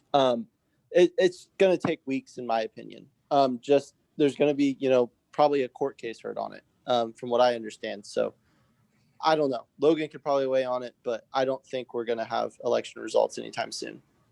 Aprame. Sid, you can go. I agree with Max, and I think that the idea of having 2 days is a good idea, and I understand the direction it's going in. But I think that, like what Max said, it's not going to be substantial enough to make that severe of a difference between 1 day. And additionally, Grant, you hit on something earlier that worries me a great deal with having 2 days versus one, and that is essentially it would be a fall break type situation. And I really do think it is a legitimate point of view and a legitimate concern that students would treat it as an opportunity to kind of like go somewhere else, like other than Lawrence, not for voting purposes. And it could like inversely hurt the voting process more in that way, as like if students do leave to go like, like your Brozark situation or anywhere else like that, then they may not make it back to vote in time as well. I just personally think that 1 day, like the difference between the two, I don't think anything would necessarily be solved in that second day, or that substantially be solved in the second day, and that 1 day would be good. But I just think it's important. I appreciate that. In general, but yeah, I appreciate that. I think what we're gonna do here is we're gonna go ahead and I'm gonna say something. Aprame's gonna say something. Mouse gonna say something. And if a fourth person wants to, I'm gonna let him. But at that point, I'm gonna say we need to move out committee the whole and have an official vote on what way we're gonna go on this, so we can move forward. It's getting kind of late. As much as I want to do this all night, I know many people here do not. The thing I was going to say is I think we need to look at this from the perspective of what's more convincing to KBOR and less so what's best for students. And I hate to say that, but frankly, we need to make a persuasive argument. So if y'all feel as if 1 day is a better argument to make, then we should vote that way. And if you feel 2 days is a better argument to make, then go that way. Aprame and Logan have already started those conversations with other Regent schools and the things that they're going to do. So if they could briefly say if 1 or 2 days more convincing, I would greatly appreciate that. Yeah, from my perspective, the conversations that I've started with both KBOR schools and Big 12 schools is I've told them 1 day. And it was kind of, for a couple of the KBOR schools, it was kind of like, yeah, 1 day, like come with me. So I think it would be a lot easier for me to convince people about 1 day rather than 2. And while I've heard all the arguments in favor of it, and Holly, I was in the meeting when 2 days was suggested, and I'm all for it. But I think we need to think practically here, and we need to think about us getting this done, because that's our end goal. Our end goal is to have at least 1 day off, which is election day, for the purpose that people can vote. Also, at the same time, being able to take care of themselves mentally. And so this, in my opinion, I think we should do 1 day, and we should get out of committee as a whole and vote on this, but not after Mexico. But after. All right, Mel. I was gonna use my speaking time to just motion to vote, motion to get out of committee as a whole. Actually, okay. So. Well, before you do that, does any one last person have something they want to say before we get out of this? All right, I'm not seeing anything. Just because someone started talking about it and see. Oh, Nicole. Yeah. Okay, Nicole. Yeah. Okay. Actually, somebody basically private messaged me after I spoke and basically said something along the lines of, "You shoot for the stars if you want to reach the moon," or whatever that quote is. So basically, the argument is if we advocate for a mandatory day off, even if we don't get it, even if the provost like advocates for something like intermediate, that's still a stronger, I guess, argument to get more students the day off in general. So I will actually be voting yes on this bill. And Nicole, that's I appreciate you saying that, because the third to bottom, therefore be resolved, it was me accepting that reality and trying to encourage professors and lecturers to go ahead and give the day off anyways. So anyways, all right, Malik, you want to make that motion? Motion to move out of committee as a whole. It's been long enough. Can I get a second on that? I'll take any reaction at all to get us out of this. And if you want us to stay, put a nay in the chat. All right, we are now out of it. Can I get a motion to, this is a weird thing. Can someone motion to vote on 1 or 2 days? Mal, thank you for that motion. Can I get a second from someone? Perfect. I'm gonna go ahead and just throw the poll because I think we're all in consensus that we need to vote on this. We're gonna go reuse the poll 9 vote for this. Option 1, aye, that is going to be for 1 day. Nay is for 2 days. Then abstain and not voting member or self-explanatory. So aye is for 1, nay is for 2. Aye 1, nay 2. Aye 1, nay 2. Thank you, Jimena. I'm gonna let run until 25. Yeah, and while people are voting, I think the one other thing that we forgot to mention is, in addition to our work with combining with other KBOR schools, we're also looking to go through University Senate and build a coalition of professors, which if this doesn't get a formalized policy behind it anyways, we're gonna have a group of professors saying like, hey, you encouraging other professors to cancel classes. Like, and that's why Abby's thing about the visual aid department was very helpful. Yeah. Thank you, FMA. All right. Looks like we're going with day 1. And we're gonna go ahead and just vote on this bill as it stands now with the current day. So thank you. Oh, wait, I didn't share the results. There you go.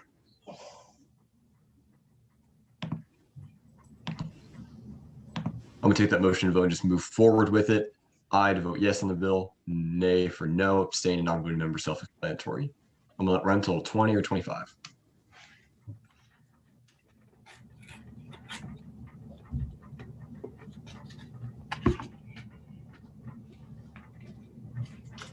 And would someone like to begin thinking how they'd like to motion to not have officers give the report tonight? Because that will add on a minimum of 40 more minutes to this meeting. Motion to have officers send an email report instead of a verbal report. You know, I almost think on the seconds alone, we might be able to pass that vote. By the way, the bill passes. I appreciate you all working with us through that very long process. The 10 minutes did not run out how I thought would.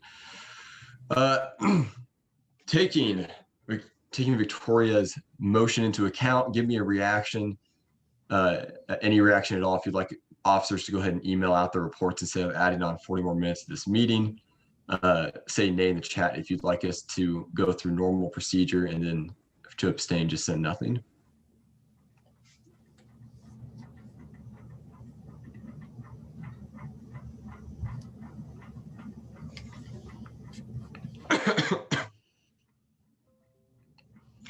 All right, we're gonna go ahead and have officer reports via email. I'll try to get those out to everyone Friday evening.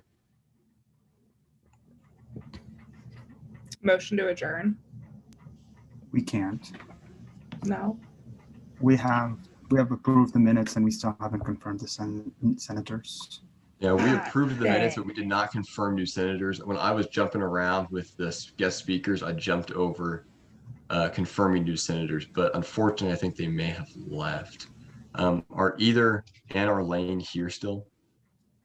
I don't think they are, and I think that it was either one or both of them couldn't come just because of like midterms and whatnot. Mm-hmm. I could speak a little bit to like who they are if people would want that. Let's go ahead and hold off and just confirm them with the next full Senate so they can be here for their confirmation. Okay, perfect. And then I'm not sure if freshman senators are here or we want to wait till next Senate when we confirm the other people, but I believe this was the first full Senate for freshman senators. And so it might be nice to just give them an opportunity to introduce themselves. You know, just like let everybody know who they are, what's up. Against my better judgment, I agree with you that at least letting them say who they are would be nice. Freshman senators who are still sticking around, if you could come on, say your name, and your major, and we'll move on with we'll go name and major, and that'll be good for us today.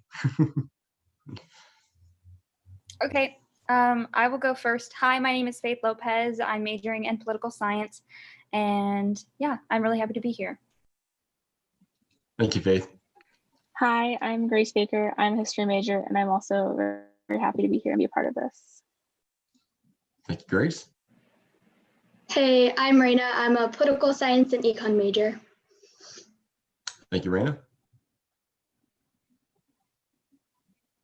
We have two more. Hi, my name is Derek. I am a computer science major. Thank you, Derek.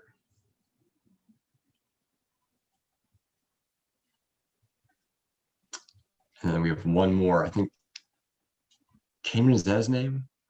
Something Baxter. I believe it's Camden Baxter. He was on the call. That's okay. We were really late tonight anyways. Any announcements from anyone?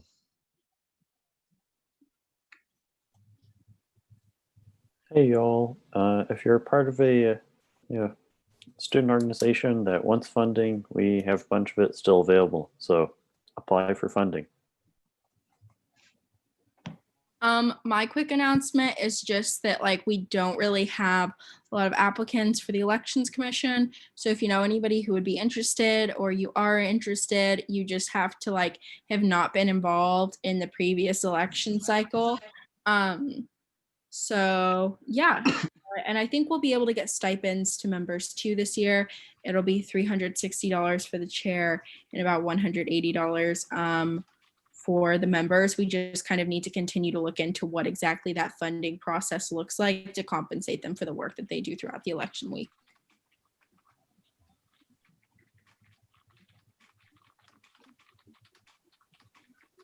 Mary?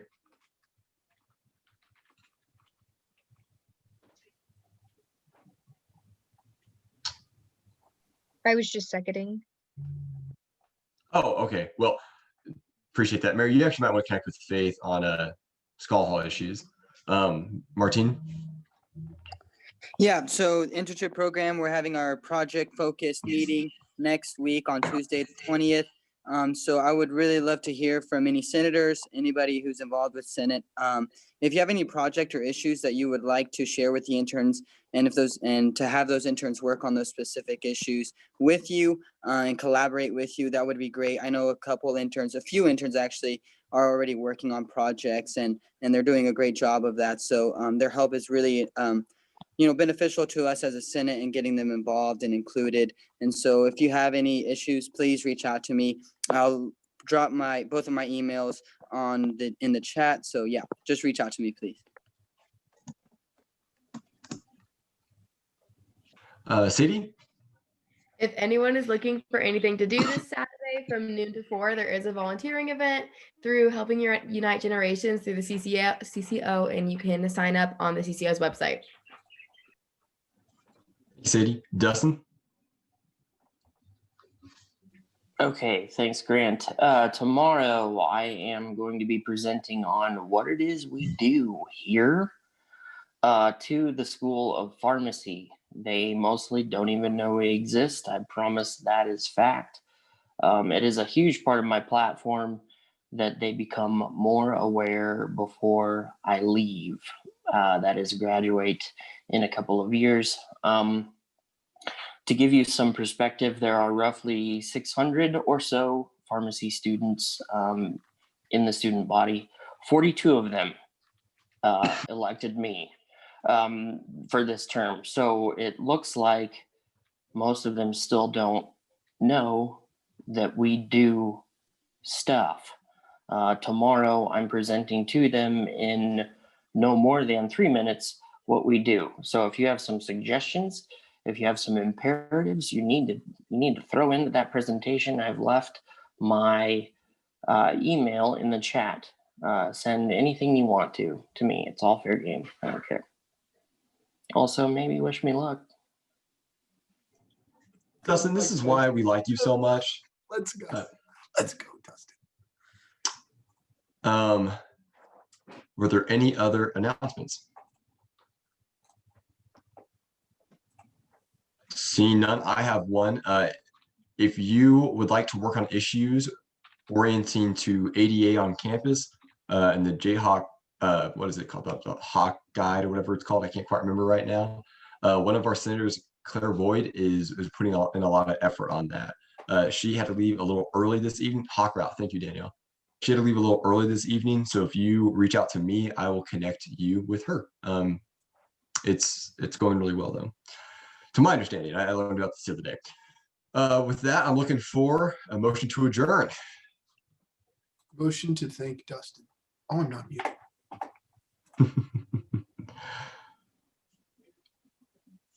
I second that.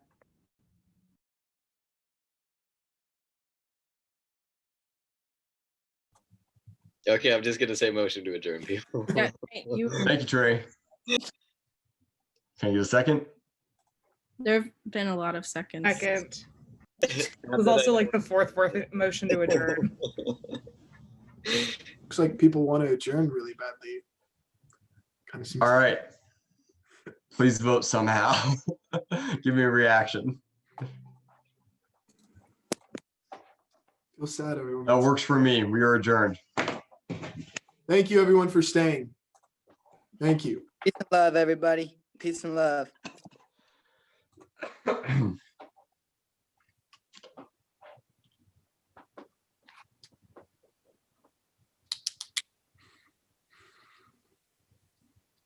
Have we fixed COVID yet? Can I ask y'all a question? Did you do 1 day or 2? I couldn't with all the back. We did 1 day. And Jane, I can send you the resolution in its final form if you'd like me to. No, it got pretty convoluted there for a little while. I understand how it didn't track. I couldn't figure it out. So thank you. Sorry. We clearly couldn't either. Oh my gosh, when it was 11-11 at the end there, oh my gosh. When I was just watching the votes come in and I was like 10, 10, 10, and then it was like 11, 11. I was like, yeah. What are you gonna do? So am I not supposed to ever be able to vote? Because I definitely have been able to vote in other Senate meetings. Holly, you are not supposed to be voting on those votes. That's why I'm confused, because I was always able to vote and then today I wasn't. And I was like, have I been voting this whole time and I shouldn't have? It's because I noticed, so I made you a host today so you would stop. But you didn't tell me, so then I looked stupid when I asked the question. Hey, you could have just messaged me, all right? I didn't know we weren't voting. Personally, I don't think you look stupid. I think I look stupid, but it's okay. I always look stupid. Whatever. I think it made you look involved. Stupid. Involved. I think it made you ask a very pressing question. Which many senators appreciated the deep insight behind that question. Distress. Distress. To be fair, Holly, I wondered the same thing for the longest time, so I just didn't vote as a precaution. I had no idea either. Oh dear. I feel that. I'm always a little bit scared, honestly. So if I ever don't know, then I just click that I'm not a voting member and wait for someone to correct me. So Ollie, you are allowed to vote. Actually, you might not be able to, but Sadie, you're allowed to vote in committee. Miriam, you're allowed to vote in committees. it took me a while to learn that. I've been voting in committees. Am I not supposed to do that? No, you can vote in committees. I think you are. Someone on executive staff is not supposed to be voting. So maybe it's just Acme and I are not supposed to vote. Holly, you're my favorite person on this I just planet. don't Like, know I the literally- rules, guys. I just don't know. Grant, can you send me the final copy of that resolution? I'm going to send it to Zach. Yeah, I will. I'm just gonna say this meeting was so long that I almost ran out of yarn. I got through like 6 rows of crochet. This will be my Senate blanket. That's a Senate classic. Just a Congratulations to measuring Victoria time on most productive Senate meeting ever. I really wish we would have had a moment there at the end to like recognize what we did today, right? Like we gave 10 grand to help people gain access to food. We addressed a racist, xenophobic policy developed by Homeland Security. We asked to have a day off of school for the entire state of Kansas so we could go vote. Like, does that not just make you feel good? Don't forget about inside? the beginning of the meeting with the textbook affordability and Dr. Mapes. Exactly. We accomplished a platform that they promised 2.5 years ago, right? That's badass. And on top of all that, we funded a fucking satellite today. Like, the satellite was big. Like that's a pretty big day for us. Like, we're going to space. Like, if you think about it, we're going to space. I Like would we like shouldn't to be. make a resolution from Student Senate to create a theme song that's going to be played for the Senate rocket ship. Just in satellite, but still. Yeah. Oh my gosh. Like this. I'm gonna tweet that tonight. Appermay, can I say Senate is going to space? I'm gonna tweet that tonight. Yeah. But it might be. Why Hell yeah. would you ask me? You can tweet Thank you. Oh my gosh. Well. Anyways, yeah. I'll send you the resolution here before too long. Okay. Because I just want to like literally swipe and just put it in that chat. Just want y'all to know I gotta head out. Love y'all. Take care. I'm walking back to do some midterms. Sending peace and love to every single one of you. Yeah. Have a good day. Have a good night. Peace See and you, love. Martin. See you, Martin. Hey, Grant. What up, Wesley? I have a question about student dining and where I need to go to in Senate to get those questions answered. I've been trying to find out what happened to the employees who worked at the underground since it closed, and I finally got a hold of I think his name is Justin something, the director of retail operations, and he said that dining isn't answering questions about that. So I was wondering who I need to go to in Senate to find out what happened to those students. So if you email me the questions, I'll figure out what I can do with them. Everyone, as I want to do the same thing. Everyone that I know that worked at the underground works other places now, on campus still. So I don't know anyone that was fired or laid off due to the closure of the underground. Have you heard of that happening? Like verifiably, like, do you know someone who was laid off because of that? Well, I'm trying to figure out what happened. Like, I'm just trying to figure out what story there, because when the UDK covered it, they didn't mention what happened to the employees. So, and I know Did they that not? I thought they did. I know I that must have missed that. I know that the Anschutz coffee shop closed down, and they moved those two employees to the underground coffee shop. So because I work at Anschutz, so I knew those two people, and now they're working there. So I'm wondering what happened to the people who worked there previously. They got moved to the underground. So they got moved to the union because those were some of the people I knew. They were some of my old residents when I was an Marion, RA. Did you end up taking a picture, or are we going to pull it from the screen recording? I don't think she heard you. We, Marion? This will be a tomorrow issue. This will be. For the screenshot situation. Oh, sorry. You guys talking to me? Yeah. Yeah. Sorry, I'm on the phone with Addison. What were you guys talking about? The screenshots? Yeah. Did you get one, or should we? Did just I put get one? some? Hang on, let Sorry. me put the volume up. Oh, I just showed you my legs. Hold on one second. Sorry. Yeah, I did get some. Hamad sent me some too, and then also I'm probably gonna view the recording as well and get some. But I do have some, so I have multiple. And do you want me to get those up like tomorrow with the thing, or do you want me to send them to you, Opperman? Yeah, get them up tomorrow, but also send me a couple, because I'm gonna have to get it printed and then framed, hopefully. Okay. Yeah, I have a paper due tonight, and I also probably have to Photoshop some of it just a little bit, but I'll get them to you as soon as I can. Just, yeah. Can you please make me look like I have a chin? I'll do my best. I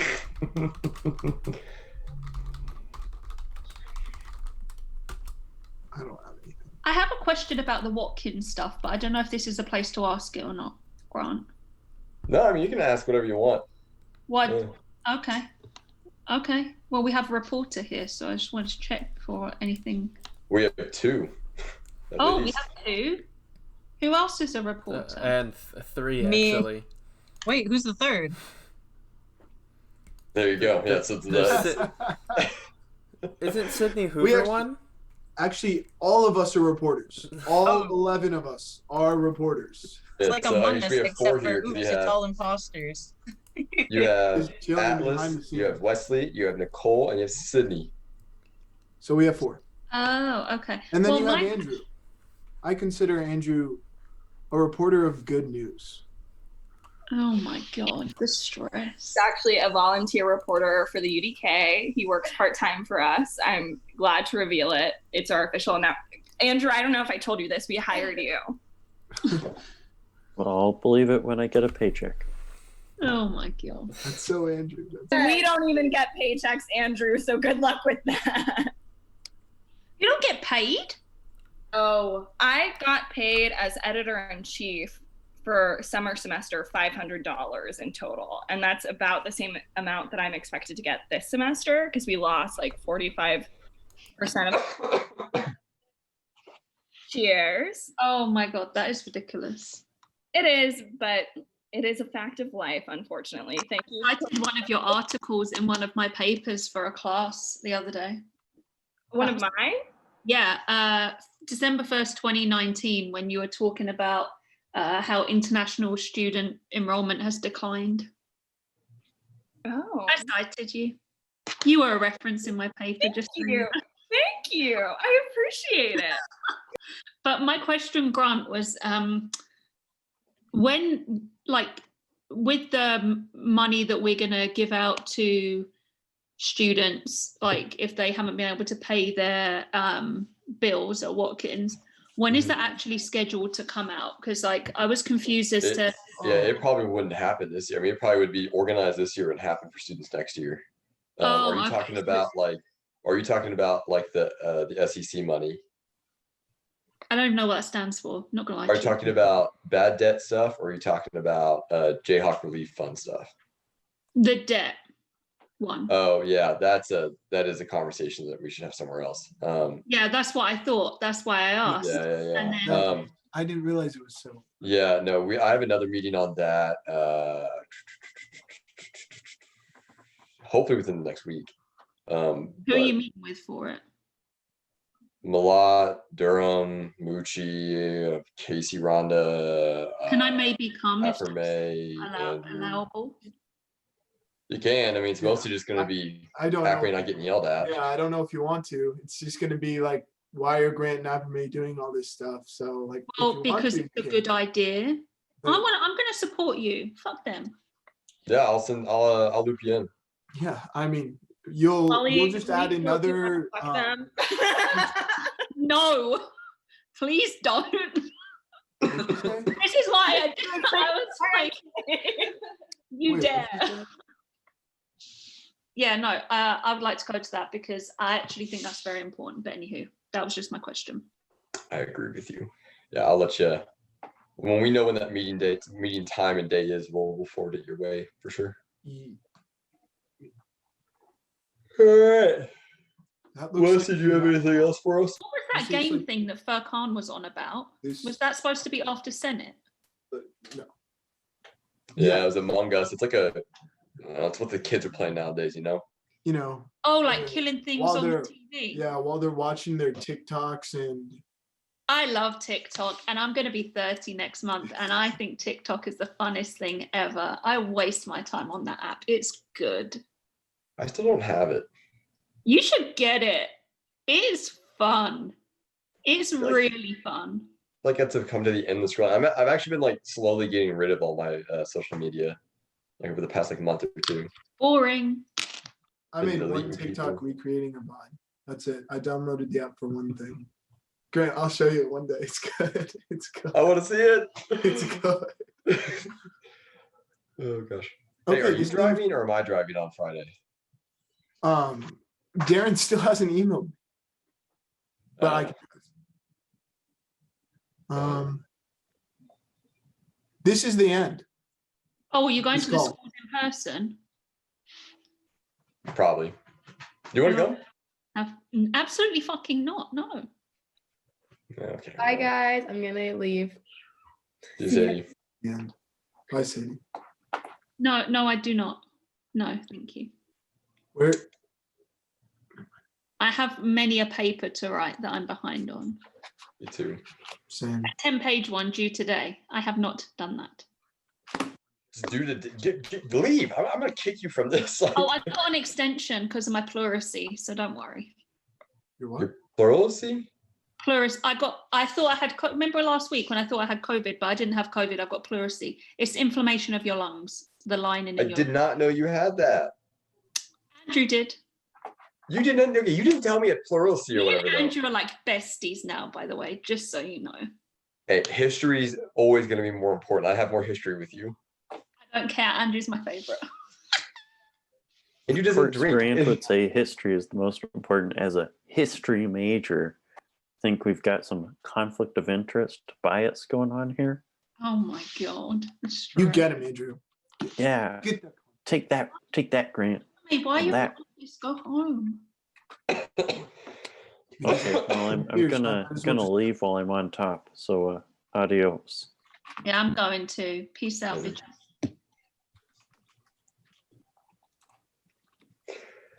Wesley, is there anything else I could possibly answer for you today? What's up, Wesley? Talk. For right now, probably not. I'm just kind of listening. All right. I think Atlas, we're is good there? too. Y'all okay? I was gonna go Atlas and you two, but if y'all two are good, you're I good. might call you as I work on the story, but I'm not sure. If I don't answer, it's because I've taken copious amounts of cough medicine to go to bed, but that's not gonna happen until probably about 1. I talked to Grant yesterday, so I can probably answer the Yeah, questions. well, then, and you had a very long and comprehensive conversation with senators, so I feel like you covered most of it. That was so long. Okay, well, I think we're gonna hop out too.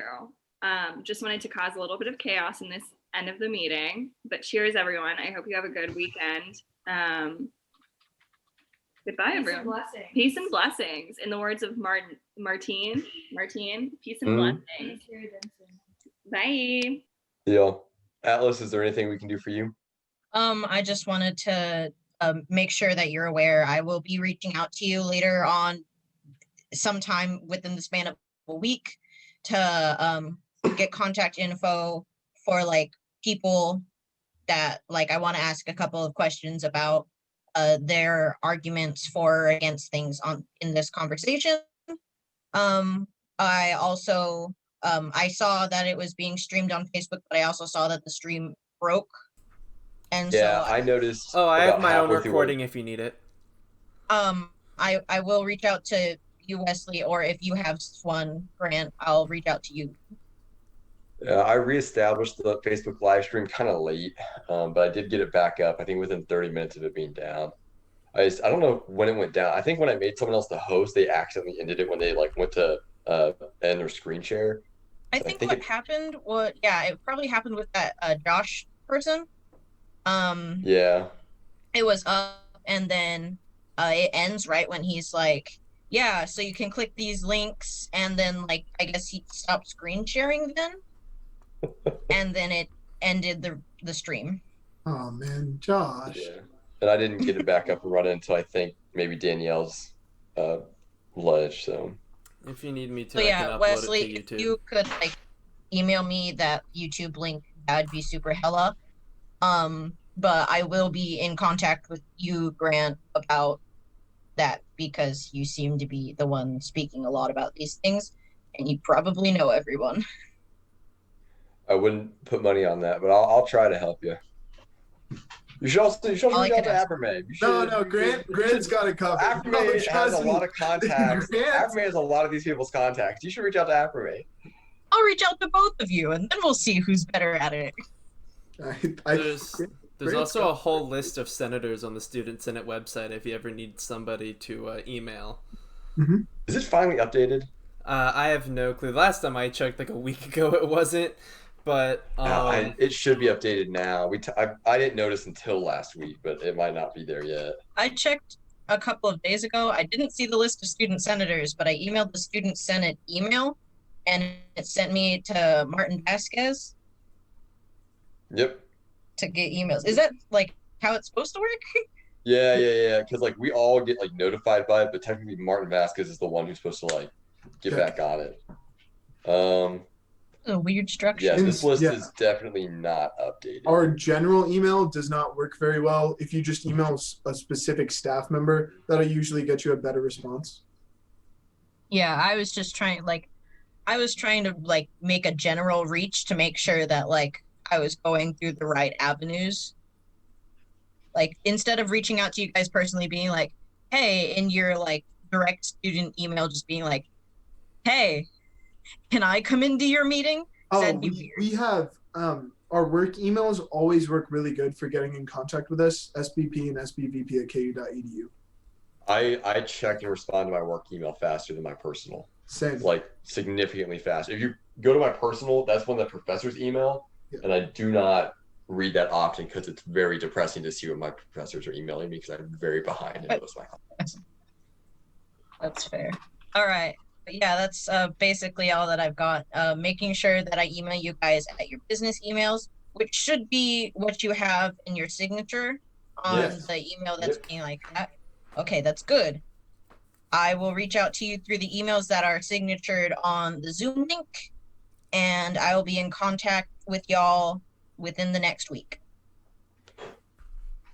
Thank you guys. Have a great night. You too. You chose the longest Senate meeting of the year to come to, so 3:15, Apparently. 3:27 total time. Sheesh. What a coincidence. All right. Good night. Good night. Later, skaters. See you, Hey, Wesley. Wesley.